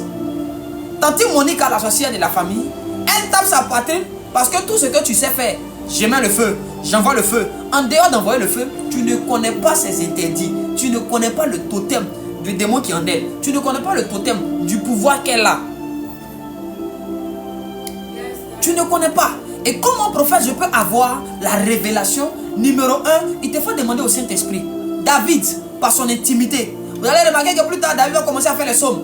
Il tuait d'abord l'ours et le lion. Ce qui veut dire qu'il avait une intimité avec Dieu. Dieu lui avait enseigné certaines choses. Donc il avait appris déjà, il connaissait déjà les secrets des Philistins. Puisque c'était des ennemis connus d'Israël. Donc quand il voit un Philistin, il dit, je connais le totem de ceux-là. Peu importe leur pouvoir, moi je connais leur totem. Pardonnez, qu'est-ce qu'on donne à celui qui va éliminer ce Philistin-là? On dit non, le roi promet ça. Il dit, est-ce que c'est sûr? Pardonnez, demandez au roi, il n'a qu'à me confirmer. Pourquoi? David est confiant. Il est confiant. Pourquoi? Parce qu'il connaît le totem de Goliath. Il sait comment lui arracher le pouvoir. Il sait. Goliath il tape sa poitrine. Il est en face de lui. Quelqu'un qui sait désactiver ses pouvoirs. Et sans ses pouvoirs, ses muscles ne servent à rien. Sans ses pouvoirs, ses armes ne servent à rien. Quel est le totem du sorcier qui te combat? Quel est le totem de la sorcellerie familiale? Quel est leur totem? Peut-être tu connais les interdits personnels que Dieu t'a donnés. Mais le sorcier là, il y a une nourriture peut-être qu'il ne doit pas manger. Il y a des actions qu'on ne doit pas poser. Il y a des choses qu'il ne doit pas voir. Oui. Il y a des choses qu'il ne doit pas manger. Il y a des choses... Mais on demande à Dieu. Les enfants de Dieu, vous avez un problème. Il y a une sorte de paresse qui est rentrée dans le corps de Christ. Où on est assis là, Dieu n'a qu'à, Dieu fait les recherches, Dieu vient tout nous donner. Et puis après, quand Dieu encore va combattre nos ennemis pour nous, finalement, nous on fait quoi? Qu'est-ce que nous on fait? Donc tu vas demander au Seigneur qui va te donner la révélation. Et quand il va te révéler, ça sera à toi d'aller appliquer le totem sur ton ennemi, dans la maison de ton ennemi. Il y a certains qui ont des canaris, leur pouvoir est représenté par un canari physique. Il y a d'autres, leur pouvoir est représenté par un arbre fétiche dans le village. Il y a des villages où vous allez voir, il y a des arbres que les vieux là ne veulent pas qu'on coupe. Oui. Ou tu vas rentrer dans la maison d'un féticheur ou bien d'un sorcier, d'un agent de Satan. Il a une symbolique physique de son pouvoir. Donc, casser la bouteille, c'est détruire son pouvoir. Casser le canari, casser la jarre, c'est détruire son pouvoir. Il y a un certain tableau, il y a un certain masque qui est comme une œuvre d'art dans sa maison. Tu penses que c'est une œuvre d'art, c'est pas une œuvre d'art. C'est là le symbole de son pouvoir. Casse ça et son pouvoir est détruit. Ton oncle, sorcier là, il a enterré un canari quelque part. Découvrir ce canari là, le casser parfois, vient à détruire ses pouvoirs de la sorcellerie. Ou soit il a enterré le canari dans son champ. Est-ce que quelqu'un me comprend? Ou bien il y a un animal de compagnie qu'il a. Ou bien il y a des animaux qu'il élève. Et parmi les animaux qu'il élève là, peut-être il y a une espèce qui représente son pouvoir. Oui, il y a une espèce qui, tant qu'elle va continuer de se multiplier, sa puissance va demeurer. Donc éliminer tous les poulets de la cour, c'est éliminer le pouvoir du monsieur. Éliminer son poisson qui est dans son aquarium là, c'est son pouvoir là que tu vois comme ça. Tu le vois, il accorde beaucoup d'importance à son poisson. Oh, le petit poisson, j'aime les poissons, j'aime les poissons. Lui, il aime les poissons comme nous. Nous, on aime poisson pour le manger. Lui, il aime poisson pour l'élever. Donc, je vous donne un peu une idée des choses. Les gens ont des totems. Oui. Tout pouvoir qu'un agent de Satan a un totem. Il te suffit simplement de découvrir ce pouvoir et de faire le totem. Tout son pouvoir est perdu. Il devient faible. David prend la pierre, quand il tape le front de Goliath, Goliath s'affaiblit. Goliath tombe. Attends, on a pris un caillou, on t'a tapé. Normalement tu es tombé, tu peux te relever. Est-ce que si je glisse que je tombe, moi un costaud comme Goliath, je peux me relever rapidement, jeter David là-bas? Mais parce que c'était tout son pouvoir lui avait été retiré dès cet instant. Donc il n'avait plus la force nécessaire. Il n'avait plus l'habilité, l'agilité nécessaire. Donc il est resté comme ça. Et David est venu prendre son épée pour l'éliminer lui-même. David a pris son épée pour l'éliminer. Et la deuxième des choses, c'est que tu peux toi-même devenir le totem. Tu peux travailler ton intimité avec le Seigneur jusqu'à devenir toi-même. Parce que parfois on n'a pas le temps de découvrir. Non, il a prié, Seigneur, révèle-moi le totem de mon sorcier, c'est quoi? Le totem de ma sorcière, c'est quoi? Tu peux travailler toi-même à devenir le totem. De sorte que quand tu arrives, tout ce qui est maléfique est désactivé. Tous les pouvoirs sont nuls et sans effet. Élie est devenu le totem des sorciers de Baal. Tous ceux qui pratiquaient la sorcellerie de Baal, leur pouvoir avait été désactivé en présence d'Élie. Élie n'avait pas encore prié. Élie n'avait pas encore jeûné. Élie n'a posé aucune action. Il n'a pas pris l'eau, il n'a pas pris l'huile, il n'a pas pris le vin, il n'a pas pris le lait, il n'a rien fait. Parce qu'il était simplement présent, aucune prière ne marchait. Le Baal qui faisait descendre le feu quand ils étaient cachés dans leur grotte là-bas, parce que Élie est présent, aucun feu ne descend pas. Élie me vient dire, ah peut-être que Baal dort, peut-être il a réglé un problème hier, ou mais il allait faire un show hier. Donc il se repose, crie un peu plus fort, Baal va entendre. Jusqu'à midi, il a commencé à se moquer de pourquoi Élie était devenu le totem. Élie était écoutez, parfois il y a des gens qui vont aller faire des médicaments et puis on va dire non, faut pas toucher une femme enceinte, faut pas toucher une femme qui a ses, excusez-moi, qui a ses menstruations. Pourquoi? Parce que dès cet instant-là, la femme qui a ses menstruations devient elle-même un totem. Indépendamment de sa volonté, elle devient automatiquement un totem. Elle devient quelqu'un qui détruit le pouvoir que porte et transporte cet homme. Les démons qui marchent avec lui vont le fuir. Parce qu'il a touché le totem que tu représentes en tant que femme. Est-ce que quelqu'un me comprend? Alors, les enfants de Dieu peuvent travailler leur nature, oui, leur fonction, leur configuration spirituelle, jusqu'à devenir des totems. Mais devenir soi-même un totem, c'est un travail fort et précieux. C'est un travail minutieux qui va te demander beaucoup. Oui. C'est un travail qui va te demander beaucoup de sacrifices. Il te faudra être vraiment attentif à la voix du Saint-Esprit et être entièrement soumis au Saint-Esprit. Oui, tu dois être entièrement soumis au Saint-Esprit. Sinon, tu ne peux pas atteindre la stature de totem. Ne deviens pas totem qui prie beaucoup. Ne deviens pas totem qui jeûne beaucoup. Deviens totem celui qui peut respecter certains principes, certaines exigences de Dieu. Celui qui peut faire certains sacrifices. C'est lui-là qui peut devenir le totem. De sorte que quand tu arrives quelque part, tous les sorciers qui sont dans l'endroit ne peuvent plus sortir de leur corps. De sorte que quand ils viennent dans ta présence, ils veulent lancer les flèches, ça ne prend pas. Ils appellent son démon, le démon dit là-bas, là, nous on ne vient pas. Tant que tu ne sors pas, nous on ne vient pas. Tant que tu ne sors pas de la présence de cet homme, de cette femme, nous on ne vient pas.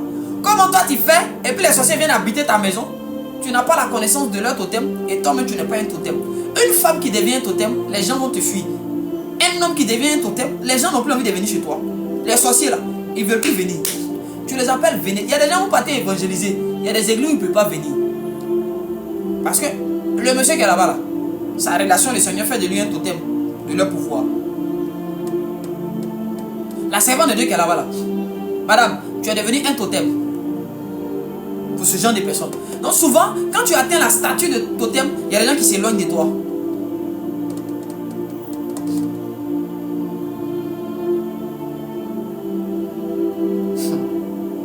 Où sont ceux qui vont travailler jusqu'à devenir des totems du pouvoir des ténèbres dans cette génération? Pendant que tu seras en train de marcher, Pierre, son ombre, Pierre est devenu tellement un totem de la maladie. Oui, Pierre est devenu un totem de la maladie. Au point où quand tu deviens totem, tu n'as plus besoin de parler. Tu vois, quand tu deviens totem, tu ne parles pas. Ta présence seule suffit pour que les choses se fassent. Pierre commence à marcher dans les rues de Jérusalem. Il ne prie pas pour quelqu'un. Il ne pose pas les mains. Mais parce qu'il est en train de marcher, son ombre désactive la maladie dans les corps. Pierre est devenu le totem des maladies en Israël. On fermait les hôpitaux et on convoyait les malades vers Pierre. Pourquoi? Il était devenu le totem des maladies. Toi, tu es le totem de quoi? Tu es le totem de quoi? En quoi est-ce que le royaume de Satan peut-il te craindre? Jésus était le totem des démons de Gadara. Quand ils l'ont vu, ils ont commencé à trembler. Ils sont venus se prosterner. Ils lui ont demandé pardon. Fais-nous entrer ici. On veut fuir nous-mêmes. C'est nous, on cherche des démons. Nous, on prie pour ouvrir nos yeux pour voir. Je vois un esprit caché. Mais c'est les esprits là qui te voient. Quand tu deviens un totem, c'est plus toi qui as besoin de voir les esprits. C'est les esprits qui ont besoin de surveiller tes mouvements sur la terre pour ne pas se retrouver sur ton chemin. My God. Quand tu deviens un totem, ce sont les sorciers qui ont besoin de surveiller tes mouvements pour ne pas se retrouver sur ton chemin. Pour ne pas se retrouver sur son chemin. J'ai écouté l'histoire d'un homme qui a rendu un témoignage d'un pasteur qui s'appelle Maurice Serlo. Il paraît que ce pasteur devait venir rendre un ministère dans un village, dans une ville. Et le diable a appelé son secrétaire ou bien je ne sais pas son quoi là, son ministre ou quoi de cette ville là. Et il lui a dit, quitte rapidement la ville. Réunis tous les agents, quittez la ville. Parce qu'il y a un gars qui vient. S'il vient vous trouver ici, vous êtes foutus vous tous. Voilà le niveau auquel nous devons parvenir. Au point où quand tu appelles au village, il y a ici en train de venir. Hein. Il y a des gens qui voyagent parce que toi tu viens. Parce que la lumière ne peut pas cohabiter avec des ténèbres. Donc quand tu atteins la statue de totem, tu n'as plus besoin de prier. Robobobo, tu parles pas. Tu parles pas. Tu es présent. Tu arrives qu'on te voit. Tu deviens comme un masque. Celui qui te voit, c'est fini pour lui. Celui qui te voit, c'est fini. Celui qui entend ta voix. Et regarde frère, il suffit que tu sois présent. Toute la sorcellerie est liée. Il y a des gens maintenant qui doivent aller défier les petits sorciers du village. On en fait démonstration, couteau rentre pas, machette rentre pas. Quand toi tu arrives, tout le petit pouvoir qui faisait que machette ne rentrait pas, couteau ne rentrait pas, tout est désactivé. Machette rentre, couteau rentre. La démonstration qu'il voulait faire, ça devient autre chose.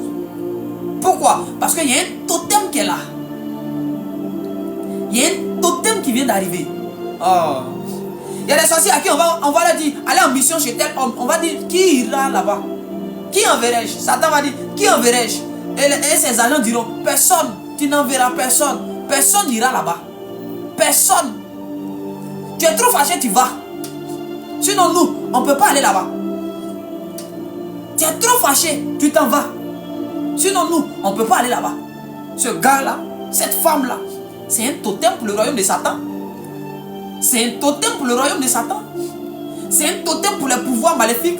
Il y a des gens qui vont te voir venir, ils vont te dévier. Ma soeur, c'est pas parce que tu n'as pas de pointeurs ni de dragueurs. Tu es belle. On ne peut pas te draguer. La qualité d'homme que tu rencontres là, c'est des occultistes, c'est des sorciers. Donc quand ils te voient là, tu deviens un totem pour eux. Ils préfèrent t'éviter. Papa, moi-même, on dirait que les hommes ne m'aiment pas. Tu n'es pas encore tombé sur les vrais enfants de Dieu. Tu tombes jusqu'à présent sur les agents de Satan. Donc eux-mêmes, ils t'évitent. Tu penses que tu n'es pas belle. Tu n'es pas maudite.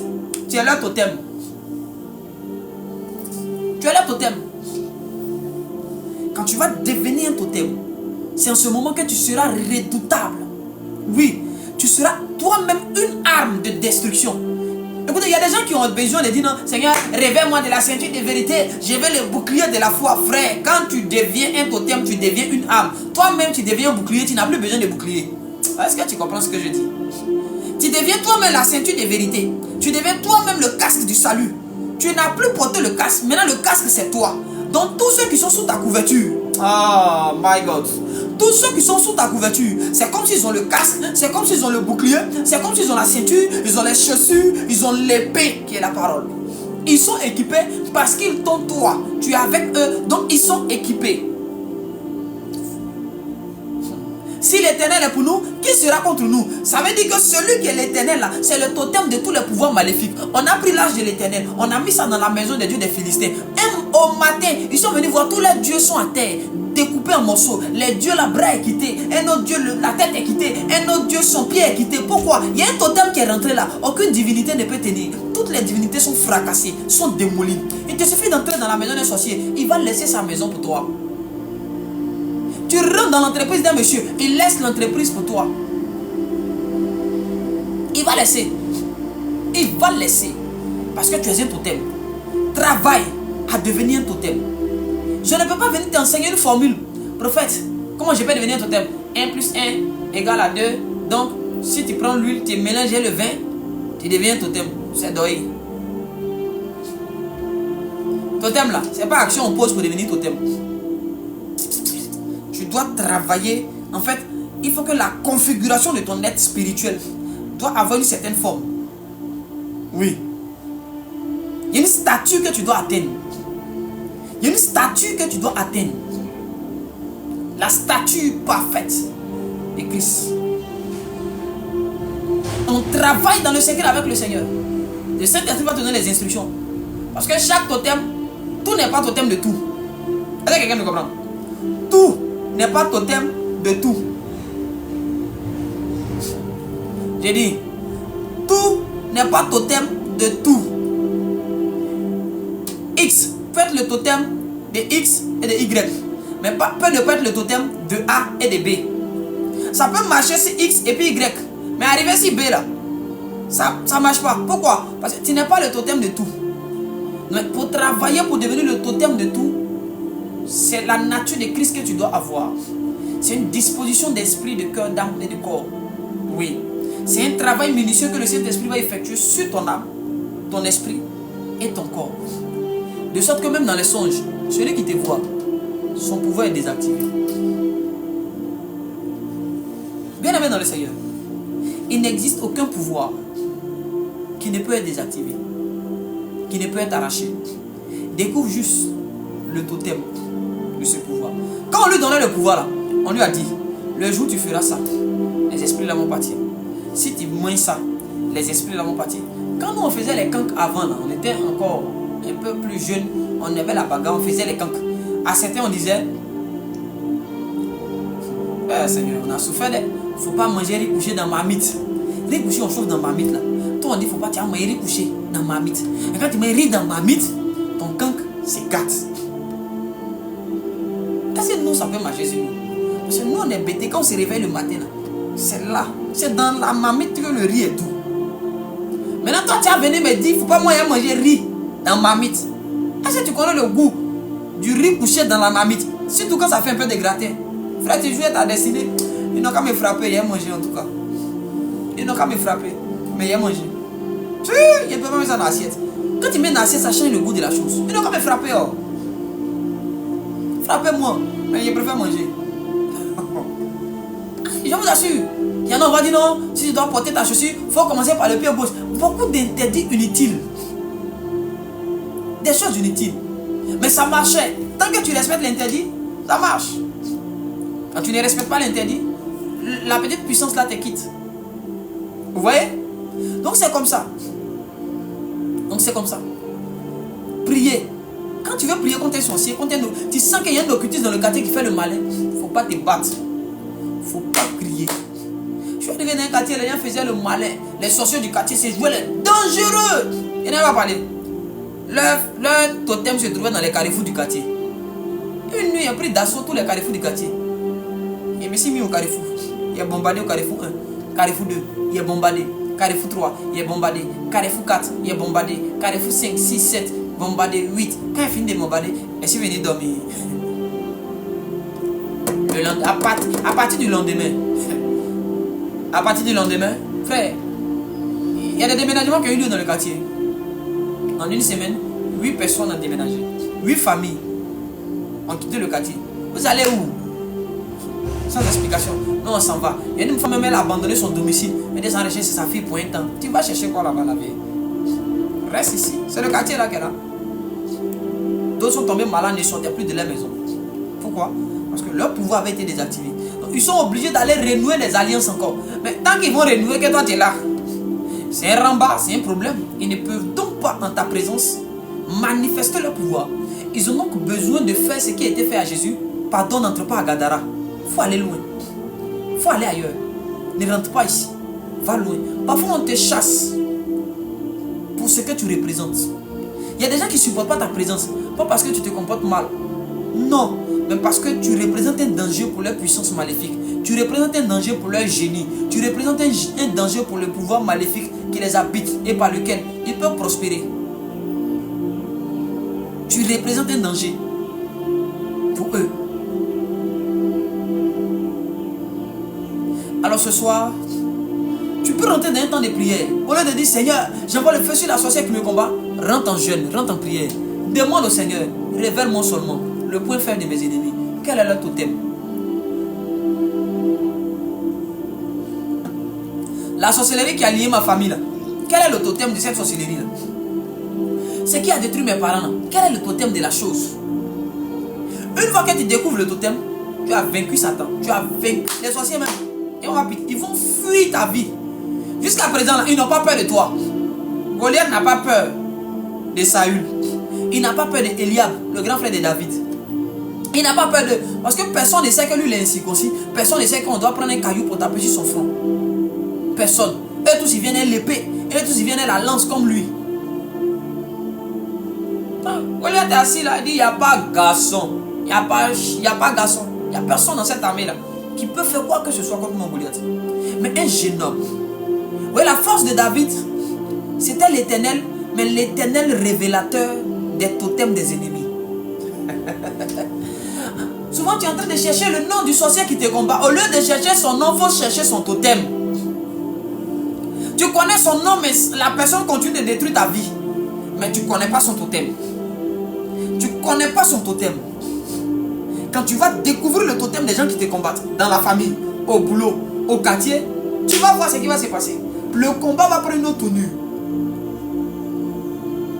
Le combat va prendre une autre tenue. Faites ce que je vous dis. Vous allez devenir les ennemis numéro 1 de Satan. Et vous allez voir, les gens vont vous fuir. Les agents de Satan, là, quand ils vont te voir venir, un chien de route. Écoutez, je ne suis pas le genre de personne qui viendra te dire non, prends l'huile. Si tu as fait ça, les sorciers vont pas dire, il faut le laisser champion. Même à l'église, pendant qu'on est en train de dire, tout esprit de sorcellerie qui me combat est lié. Prenez les bouteilles cassées. Les sorciers même sont au milieu de nous, ils prennent une bouteille là, ils cassent. Ils cassent. Ils font les actions à nous. Quand on dit feu sur les sorciers, tu les vois. Fire, fire. Ils sont à nous. Ils sont là. Quand on dit prière, c'est eux qui sont les premiers. Quand tu es en train de prêcher sur la sorcellerie, dis, oh yes, papa, fire. Oh, I receive my father, my father. C'est les sorciers là que tu vas voir. Ils sont en train de dire, Gaou là. Il connaît rien. Lui, il peut pas. Jean, on met le feu. Qui t'a dit que les prophètes de Baal, là, on les tuait le feu, on les tuait l'épée? Pourquoi Élie les a tous éliminés avec l'épée? Il les a égorgés. Pourquoi? Pourquoi c'est son épée il a pris? Il pouvait prier pour que le feu tombe sur les soldats là, non? Mais c'était son épée qu'il a pris. Élie sait pourquoi. Leur totem, c'est épée. Épée prophétique. C'est l'épée d'Élie là. Cette épée là, qui a goûté au torrent de Kérit. Une épée qui est passée dans un torrent. En fait, on ne te dit pas, mais Dieu a dit à Élie, va dans le torrent de Kérit, reste là-bas. Leur totem, c'est une arme qui est passée dans un torrent.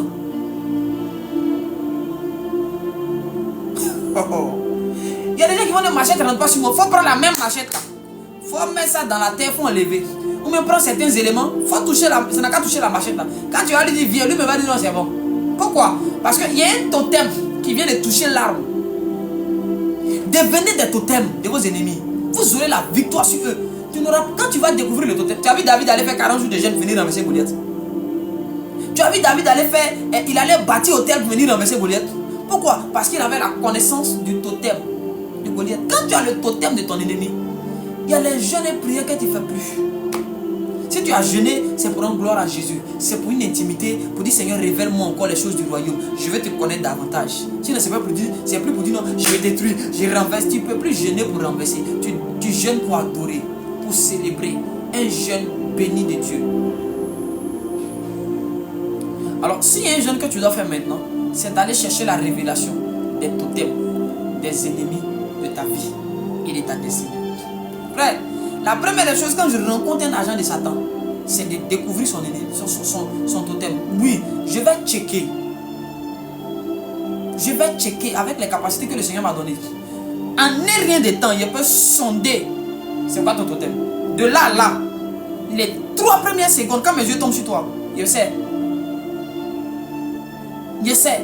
Donc, si je te donne conseil que tu n'écoutes pas, quelque chose peut t'arriver. Dans les minutes qui suivent, un corps à corps peut avoir lieu. Quelque chose peut arriver. Et tu vas sentir la main de l'Éternel. Oui. La puissance du Saint-Esprit. Tu vas sentir ça. Les sorciers n'ont pas peur des gens qui prient beaucoup. Les sorciers ont peur de ceux qui connaissent leur totem. Les sorciers n'ont pas peur des grands jeûneurs. Tu jeûnes ta tante des sorcières. Tu jeûnes même, elle et toi. Quand tu viens de jeûner, dis ah, mon enfant, il faut prier pour moi. Faut prier pour tes frères là. Pourtant, c'est elle-même qui est assise sur leur vie. Mais elle va te dire, faut prier pour eux. Ah, que Dieu fasse grâce, vraiment. Non, maman, c'est Dieu, on prie. Oh, elle est dedans. Hein. Elle est, quand tu as jeûné, mon fils, vraiment, que le Seigneur te fortifie. Elle sait que c'est ce que tu fais là. Tant que tu ne découvres pas. Tant que tu ne découvres pas son totem, tu n'es pas offensif, tu es inoffensif. Tu es inoffensif. Elle va te dire, mon enfant, vraiment. Souvent, elle va t'accompagner dans ton jeûne. Oh, mon fils, Seigneur, viens au secours de mes enfants là. Seigneur, pardon, mes enfants. Je n'ai jamais mangé pour quelqu'un. Tu es la vieille. Tu es sûr. Elle ment même sur ta vie.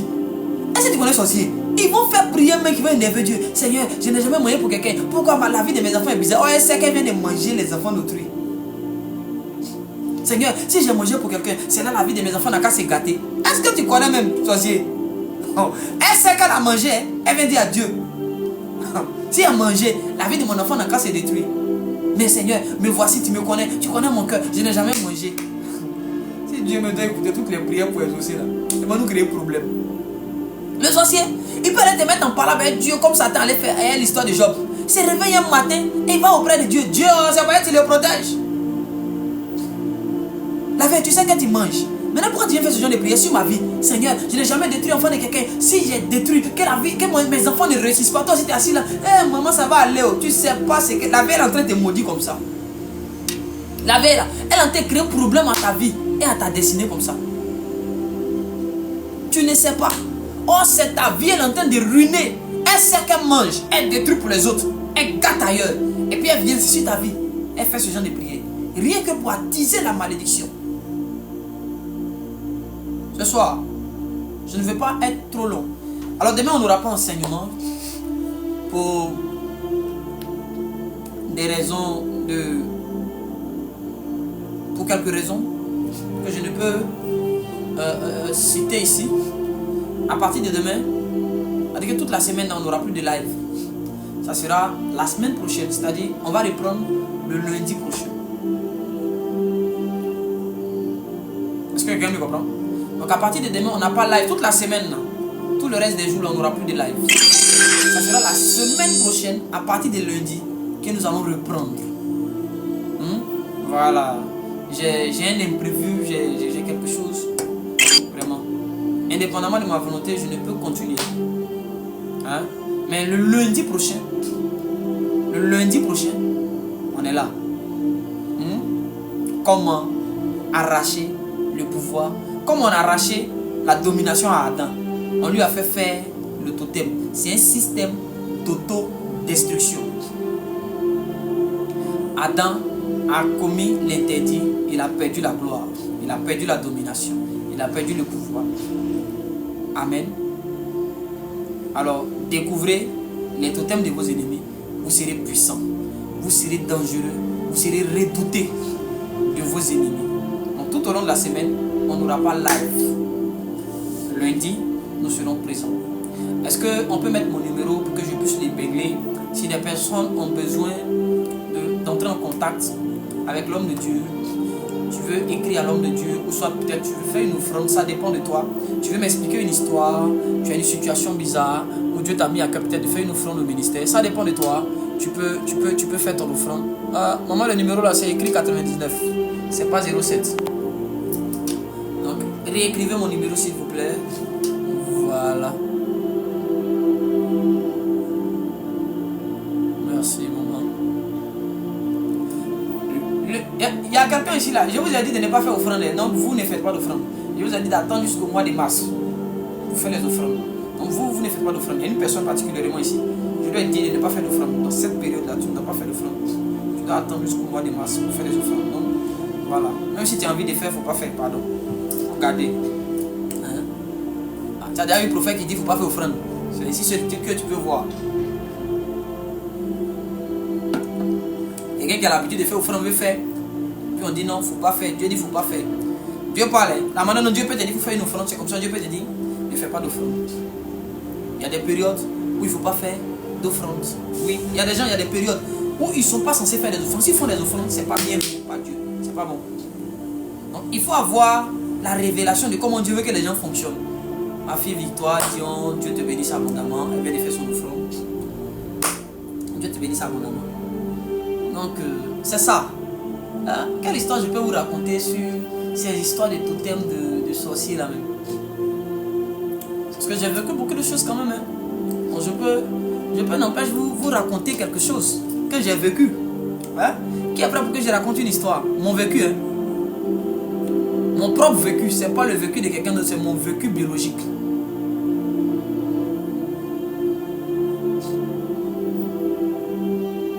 Mon vécu biologique. Quelqu'un dit quoi? En résumé, on retient quoi?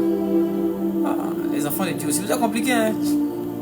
En résumé, on retient que nous devons aller prier le Seigneur pour avoir la révélation des totems de nos ennemis. Celui qui te combat, il a un pouvoir. Ce pouvoir-là a des totems. Et même y compris toi, toute puissance que Dieu te confère a un pouvoir et a un interdit, a un totem. Quand tes ennemis découvrent ce totem-là, ils vont te pousser toi-même à commettre l'interdit afin que le pouvoir te quitte. Et quand le pouvoir te quitte, tu deviens inoffensif et inoffensif. C'est ainsi que nous aussi, à notre tour, nous devons aller chercher dans la présence de Dieu qui sait toutes choses par excellence pour qu'il nous révèle les totems de nos ennemis. Et une fois que nous avons la connaissance, on sait quoi faire. Et paf, on aura la victoire facilement. On n'aura plus besoin de faire des jeûnes, des 40 jours pour briser 17 000 hôtels. Tous ces hôtels-là, il y a un interdit qui les brise. Dans la destruction d'hôtels, il y a quelque chose qu'il faut faire. Oui, frère, on ne détruit pas un hôtel comme ça. Dans la destruction d'un hôtel, chaque hôtel a son totem. Maintenant, tout hôtel établi, je renverse, je prends les 12 pierres, je casse ça, je brise ça, je voile. Faut arrêter. Faut arrêter. À moins que Dieu ne t'ait dit. Si Dieu t'a dit, vas-y, je ne suis rien, fais-le. Mais si Dieu t'a pas dit, il faut te calmer. Il faut te calmer. Il y a des projets dans lesquels vous devez vous faire accompagner des spécialistes. Il y a des projets dans lesquels vous devez vous faire accompagner de spécialistes. Oui, des spécialistes. Il y a des gens qui connaissent le monde spirituel. Il y a des gens qui connaissent le monde spirituel. Ils vont te dire non, maman, donne-moi 200 000, donne-moi 1 million. Il a cassé l'hôtel de ta famille. Et ils vont aller là-bas. Ils vont commencer à faire les casse-casse. Je brise, je renverse. Ils vont prendre miel, huile. Ils vont casser là-bas. Et pour prier de minuit jusqu'à matin. Qui t'a dit que pour casser l'hôtel, on prie de minuit jusqu'à matin. Je vais vous raconter une histoire. Je vais vous raconter une histoire que j'ai vécue. Une dame, une servante de Dieu, elle a même quitté au Maroc, elle est venue. Elle est venue, elle dit non, on va aller prier dans son village.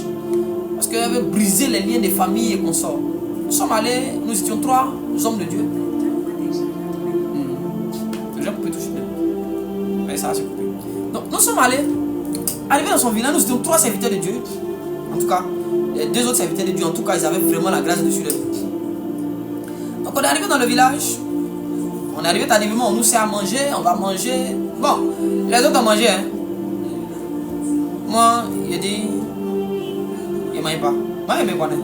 Il dit, excusez-moi, je ne peux pas manger, je suis là, ça dit. Oh, il est faim. Hein. Il est cerveau, je suis venu. Il a déjà checké l'atmosphère. Si tu finis de manger leur nourriture, que pourras-tu faire après? Tu ne peux rien faire. Il a dit, il ne mange pas. Et dès que mes gars ont commencé à manger, il y a un là. Automatiquement, ils ont voyagé son âme. Dès qu'il a mangé net, je rentre dans la sphère spirituelle. Ils ont pris l'âme du prophète là, ils l'ont attaché. J'ai dit, hé, c'était les baoulés. J'ai dit, les baoulés sont rapides. Hein. C'était un campement baoulé, tout le monde dit là-bas. Et les baoulés sont rapides. Hein. D'accord. J'ai dit au gars, il dit, ah les gars, on doit prier. Hein. Il dit, oui, oui, nous on sent que l'atmosphère, il dit, on doit prier. On doit vraiment prier. Parce que il faut que on est venu à 3, on ne peut pas laisser notre gars ici, c'est pas bon. J'ai appelé les 2 autres parce que si lui dit les prophètes, Satan peut pousser son cœur à tomber dans un orgueil pour dire non, comment nous sommes les hommes de Dieu ici, comment t'as dit que moi ils ont pris mon âme, ils m'ont lié. Il lui a pas dit. Appelé les 2 autres, dit va gars là. Va gars là. Priez pour lui. Parce que voici un prophète, aide-nous. Il dit moi je ne peux rien faire, c'est Jésus qui peut nous aider. Je ne peux pas leur dire que ah, moi je peux monter dans l'esprit, je ne sais pas comment ils vont prendre. Tout le monde n'a pas. Vous voyez un peu. Non, il dit non, on va prier, ça va aller. Donc, commencez à intercéder. Eux, ils sont en train d'intercéder sur la terre. Moi, ils montent. Quand j'arrive dans le royaume, dans l'univers de la sorcellerie du village, je vois qu'en plus du gars, ils ont un pagne. Oh, la dame, elle est venue en guine. On a apporté une tenue, mais elle avait un sac. Bon, moi, je voyais des cahiers dedans. Moi, j'étais assis devant, moi, je n'étais pas assis derrière. Elle était derrière le gars. Tu vois, elle dit, il y a un pagne. Elle dit, aïe. Et dans la réunion, on dit que ce pagne-là, c'est le pagne de la soeur là. Que le pagne était dans le coffre de la voiture. Je quitte le monde de la sorcellerie, je viens sur la terre. Il dit, c'est vrai Dieu, tu as envoyé un morceau de pain ici. Elle dit, oui, comment tu sais ça? Elle dit, aïe. Ils ont un morceau de pain là-bas. Elle dit, il dit, ils ont ça là-bas. Elle dit, faut envoyer. Elle dit, faut arracher un morceau de pain là. Il dit, ah, t'as arraché comment? Toi, nous, on vient, tu déclares pas tout est bien. En tout cas, ils ont ça là-bas. La nuit, c'est ce qu'ils vont faire avec ça. Quand tu es quitté au Maroc, venir casser l'hôtel. Tu connais pas encore les gars là. Ils sont prêts et puis ils sont là. Qui t'a dit que quand on va casser l'hôtel, on vient habiter l'échange? Surtout ce type d'hôtel là. Vous ne prenez pas, vous ne connaissez pas les sons. Cela requiert une préparation. Il vient les vêtements qu'il ne faut pas venir. D'accord? On va vous dire, ah, pardon. Il dit, ah, en tout cas, c'est qu'ils sont là fait. Moi aussi, les frères maintenant. C'est qu'ils sont en train de faire un pagne là. Vous, c'est pas bon. Que Jésus t'aide.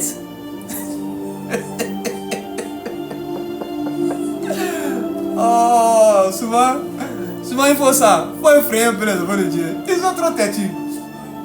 Il faut d'abord, papa Nyawa, aide-moi. Papa Nyawa, aide-moi. Il dit, je ne sais pas Jésus. Hein. Prions Jésus, il va nous aider. Prions Jésus.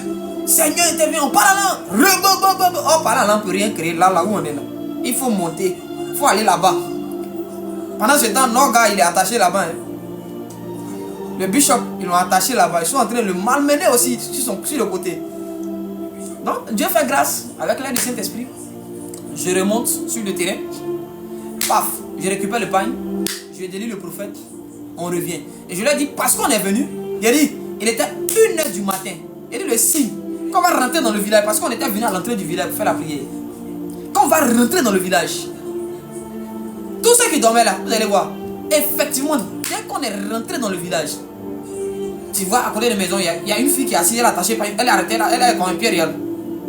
Tu vois quelqu'un qui est arrêté au bout là-bas qui regarde. Physiquement, hein, pas en esprit. Eux, ils ont commencé à me dire, qu'est-ce qui se passe? J'ai dit, calmez-vous, priez. Continuez à prier. Tout ce qui est spirituel, ne vous occupez pas de ça. La sécurité est garantie. Je connais le totem des gars. My God. Je connais le totem de l'entité qui gère le lieu. Je suis rentré dans l'esprit et j'ai appliqué le totem.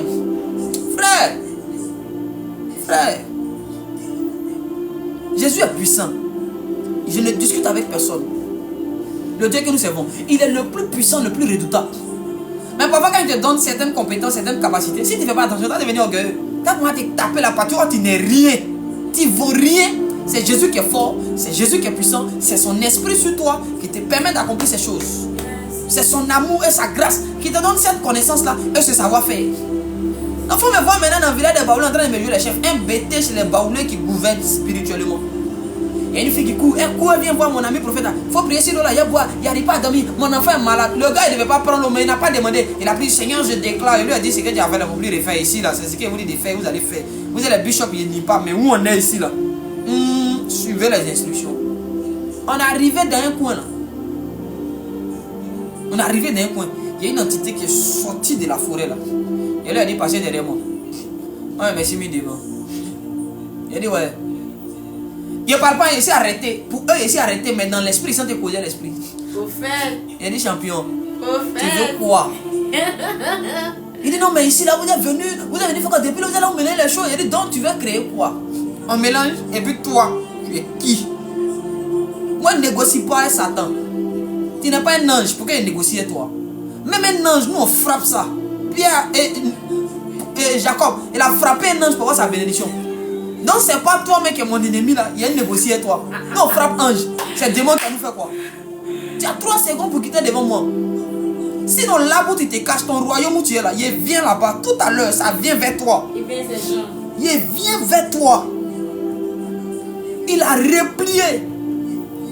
Eux-mêmes ils ont senti que ouais, professeur, l'atmosphère est bizarre. Il dit le Seigneur est notre berger. Frère, il y a les missions quand tu vas là, tu ne reviens pas.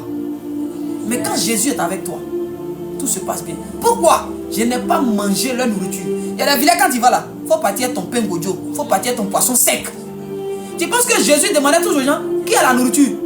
Il y a les endroits là, on ne mange pas là-bas. Dès que tu manges là-bas, tu es foutu, tu es sous leur pouvoir. Tu es sous leur autorité. Tu ne connais même pas le totem des gens. Tu ne sais même pas comment ils fonctionnent. Tu te lèves, l'Éternel est mon berger. Dès que tu arrives, où sont les restaurants d'ici? On t'a dit c'est partout au moins un restaurant. Il y a un chic restaurant ici, tu es là-bas, tu manges, bou, bou. Quand tu finis là maintenant, tu es dans ta chambre, répaillant ça, je possède. Tu as dit à Josué, tout lieu que fout la plante de mon pied. On est bishop, on a ta nourriture.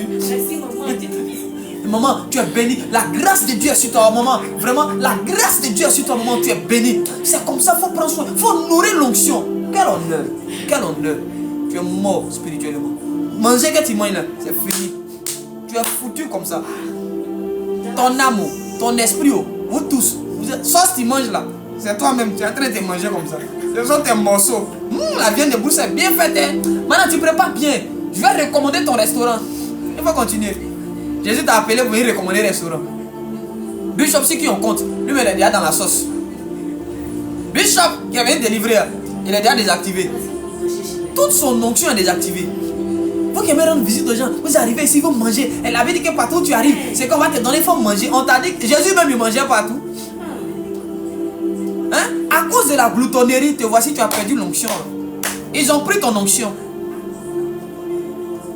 Tu penses que tout est par rapport sexuel? Non, tant qu'il n'est pas couché une femme, on ne peut pas m'arracher mon pouvoir. Je suis allé dans un village à cause de manger. Foutou, à 23h. Foutou. À cause de foutou de minuit. J'ai attaché un prophète quelque part là. Il a dit, Seigneur, quand tu aimes manger, c'est pas bon quoi. Je ne sais pas si c'était. Si la pensé que c'était la manoie. Pourquoi Dieu n'a pas envoyé un peuple nourrir Israël dans le désert? Et puis Dieu a préféré faire tomber la nourriture. Tu penses à la nourriture de tout le monde on mange? S'ils mangeaient la nourriture des Philistins, ils étaient foutus. Ils ne pouvaient jamais rentrer là-bas. Ça allait désactiver. C'est pourquoi Balaam a dit, il dit, fais-leur manger la nourriture sacrifiée aux idoles. Balaam connaissait le totem d'Israël. Comment détruire ce peuple-là? Balaam connaissait. Donc Balaam dit, enseigne-moi comment détruire ce peuple. Il dit, si la malédiction ne passe pas sur eux. Mais si tu leur enseignes, tu fais tout pour qu'ils mangent la nourriture sacrifiée aux idoles, là, ils seront détruits. Prophètes mangeurs, des prophètes buveurs, des apôtres buveurs. C'est les apôtres, les gros venteux, je ne gêne pas beaucoup. Le ventre qu'elle a, ma fille, il y a un vin. Ma fille, il y a un vin, tu vois, c'est le sang de l'agneau. Il n'y a pas de souci. C'est ton sang, tu es à boire. Tu peux, c'est pour l'agneau. Okay. Maman, la sauce là, c'est bien fait. Non, ma biche, tu as marié une femme, hein? Non. Mon fils, ta femme, elle est bénie.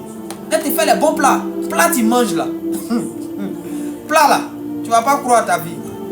Tu vas lire l'heure. Donc, je vais m'arrêter là ce soir. J'ai vraiment été béni. Ça a été vraiment un moment merveilleux. Et nous allons nous retrouver. Nous allons nous retrouver à la semaine prochaine à partir de lundi. Qui dit non là? Non, il faut qu'on arrête. On doit arrêter, on ne peut pas continuer. Il faut qu'on arrête. On ne peut pas rester les gars matin. Elle dit non, je viens. Tu viens comment? Hymne de joie. Tu viens où? Et tu viens quand? Comment? Moi ça va venir. Si tu viens bizarrement, tu peux prendre une balle ici là. L'âme est toujours chargée. Hein. Moi il dégaine vite. Surtout quand on va chez les baoulés. Là-bas ici très pépant. Ah elle vient d'arriver. Et pour nous on a fini, on s'en va. Hein? Je suis très pépant. Hein? Je suis très pépant. Donc soyez bénis. Voilà. Que la grâce de Dieu soit encore sur vous. Allez-y. Hein? C'est offrande qui arrête un ange. Hein? Ah, c'est ça. J'ai déjà dit à l'ange, attends, il a fait offrande. L'ange dit, il ne bouge plus. Hein? Vous voulez que je continue, mais il va. Tu vas bâtir la béni. Hein? Je ne vais pas bâtir sans te bénir. Non, il n'y a pas de souci, tu es béni. Au nom de Jésus. Que la bénédiction tombe sur toi. Que tu sois brutalisé par la bénédiction chaque jour de ta vie. Hein?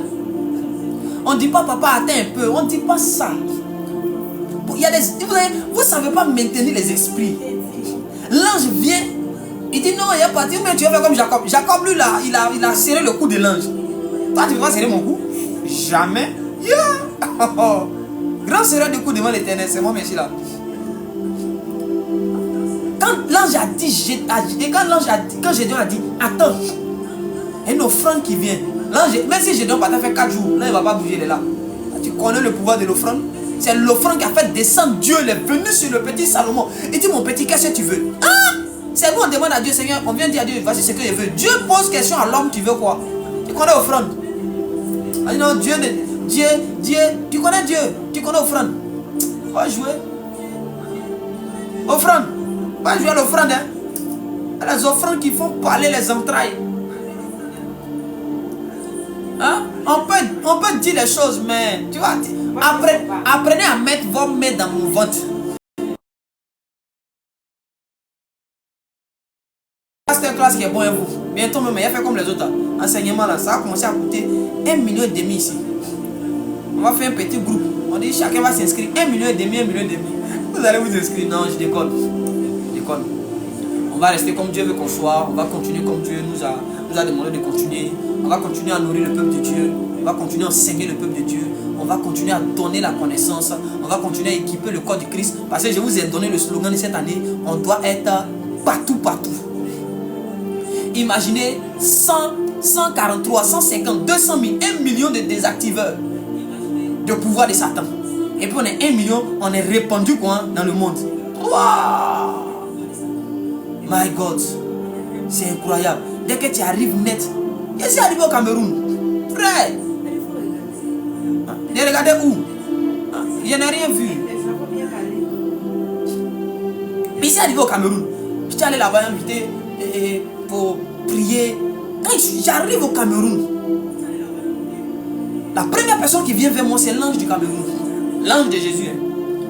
Du Cameroun me dit, ah, où tu es venu ici là? Je m'appelle comme si. Je ne vais pas dire le nom de l'ange, eux-mêmes ne savent pas. L'ange me donne son nom. Et me dit, voilà comment les Camerounais sont. Voilà comment ils ont vendu le Cameroun. Il m'explique toutes les réalités spirituelles du Cameroun. Je dis, ok. 47-40. Ma fille, c'est pas 47-40. Mettez bien le numéro là. Oh. Non, c'est pas sorti ici. Hein? Donc, j'ai dit, ah bon. Et on me dit, voici le démon qui travaille au Cameroun ici.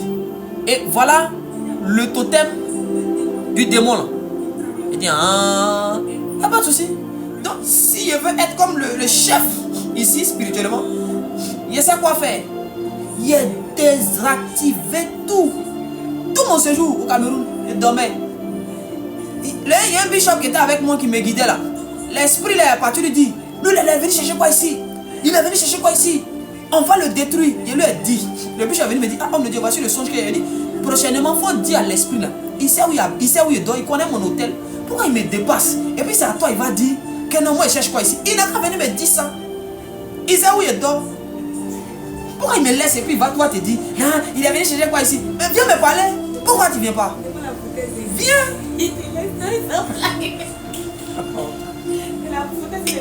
Il connaît. Il n'a pas venu. Tu cherches quoi ici? Viens me dire ça moi-même. Mais tu me laisses. C'est lui qui m'a invité là. Moi, quand moi je pas dit, vous allez me voir parler de vous ici.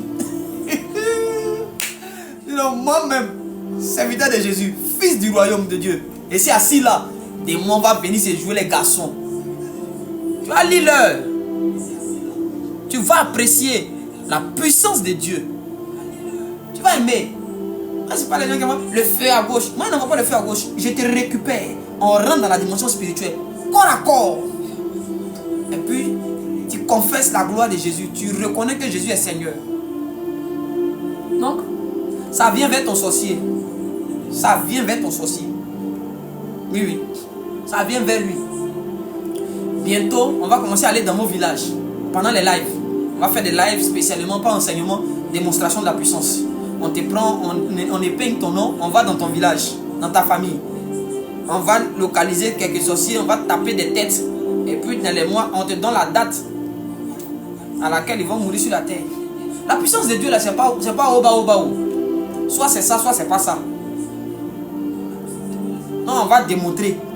La théorie là n'enseigne pas trop, c'est la pratique. Soyez bénis, hein? Encore, les gars, je vais aller me reposer. J'ai beaucoup de choses qui m'attendent demain. Voilà, maman m'appelle. Hein? Maman a besoin de moi. Hein? Les gars, maman a besoin de moi, non, je m'en vais. Tous les célibataires, soyez bénis. Que Dieu vous accorde le mariage. Tous les mariés, allez-y prier. Allez-y prier vos maris et puis vos femmes. Soyez bénis. Que Dieu vous bénisse. Rendez-vous est pris lundi. Et puis n'oubliez pas, tous ceux qui sont à Abidjan, dimanche à 9h00, on a culte. Centre social, Yopougon Yangon à gauche. Carrefour centre social. Groupe scolaire Germinal. Ceux qui prennent Yangola. Groupe scolaire Germinal. Yopougon centre social. Groupe scolaire Germinal. Tu arrives là, tu nous appelles.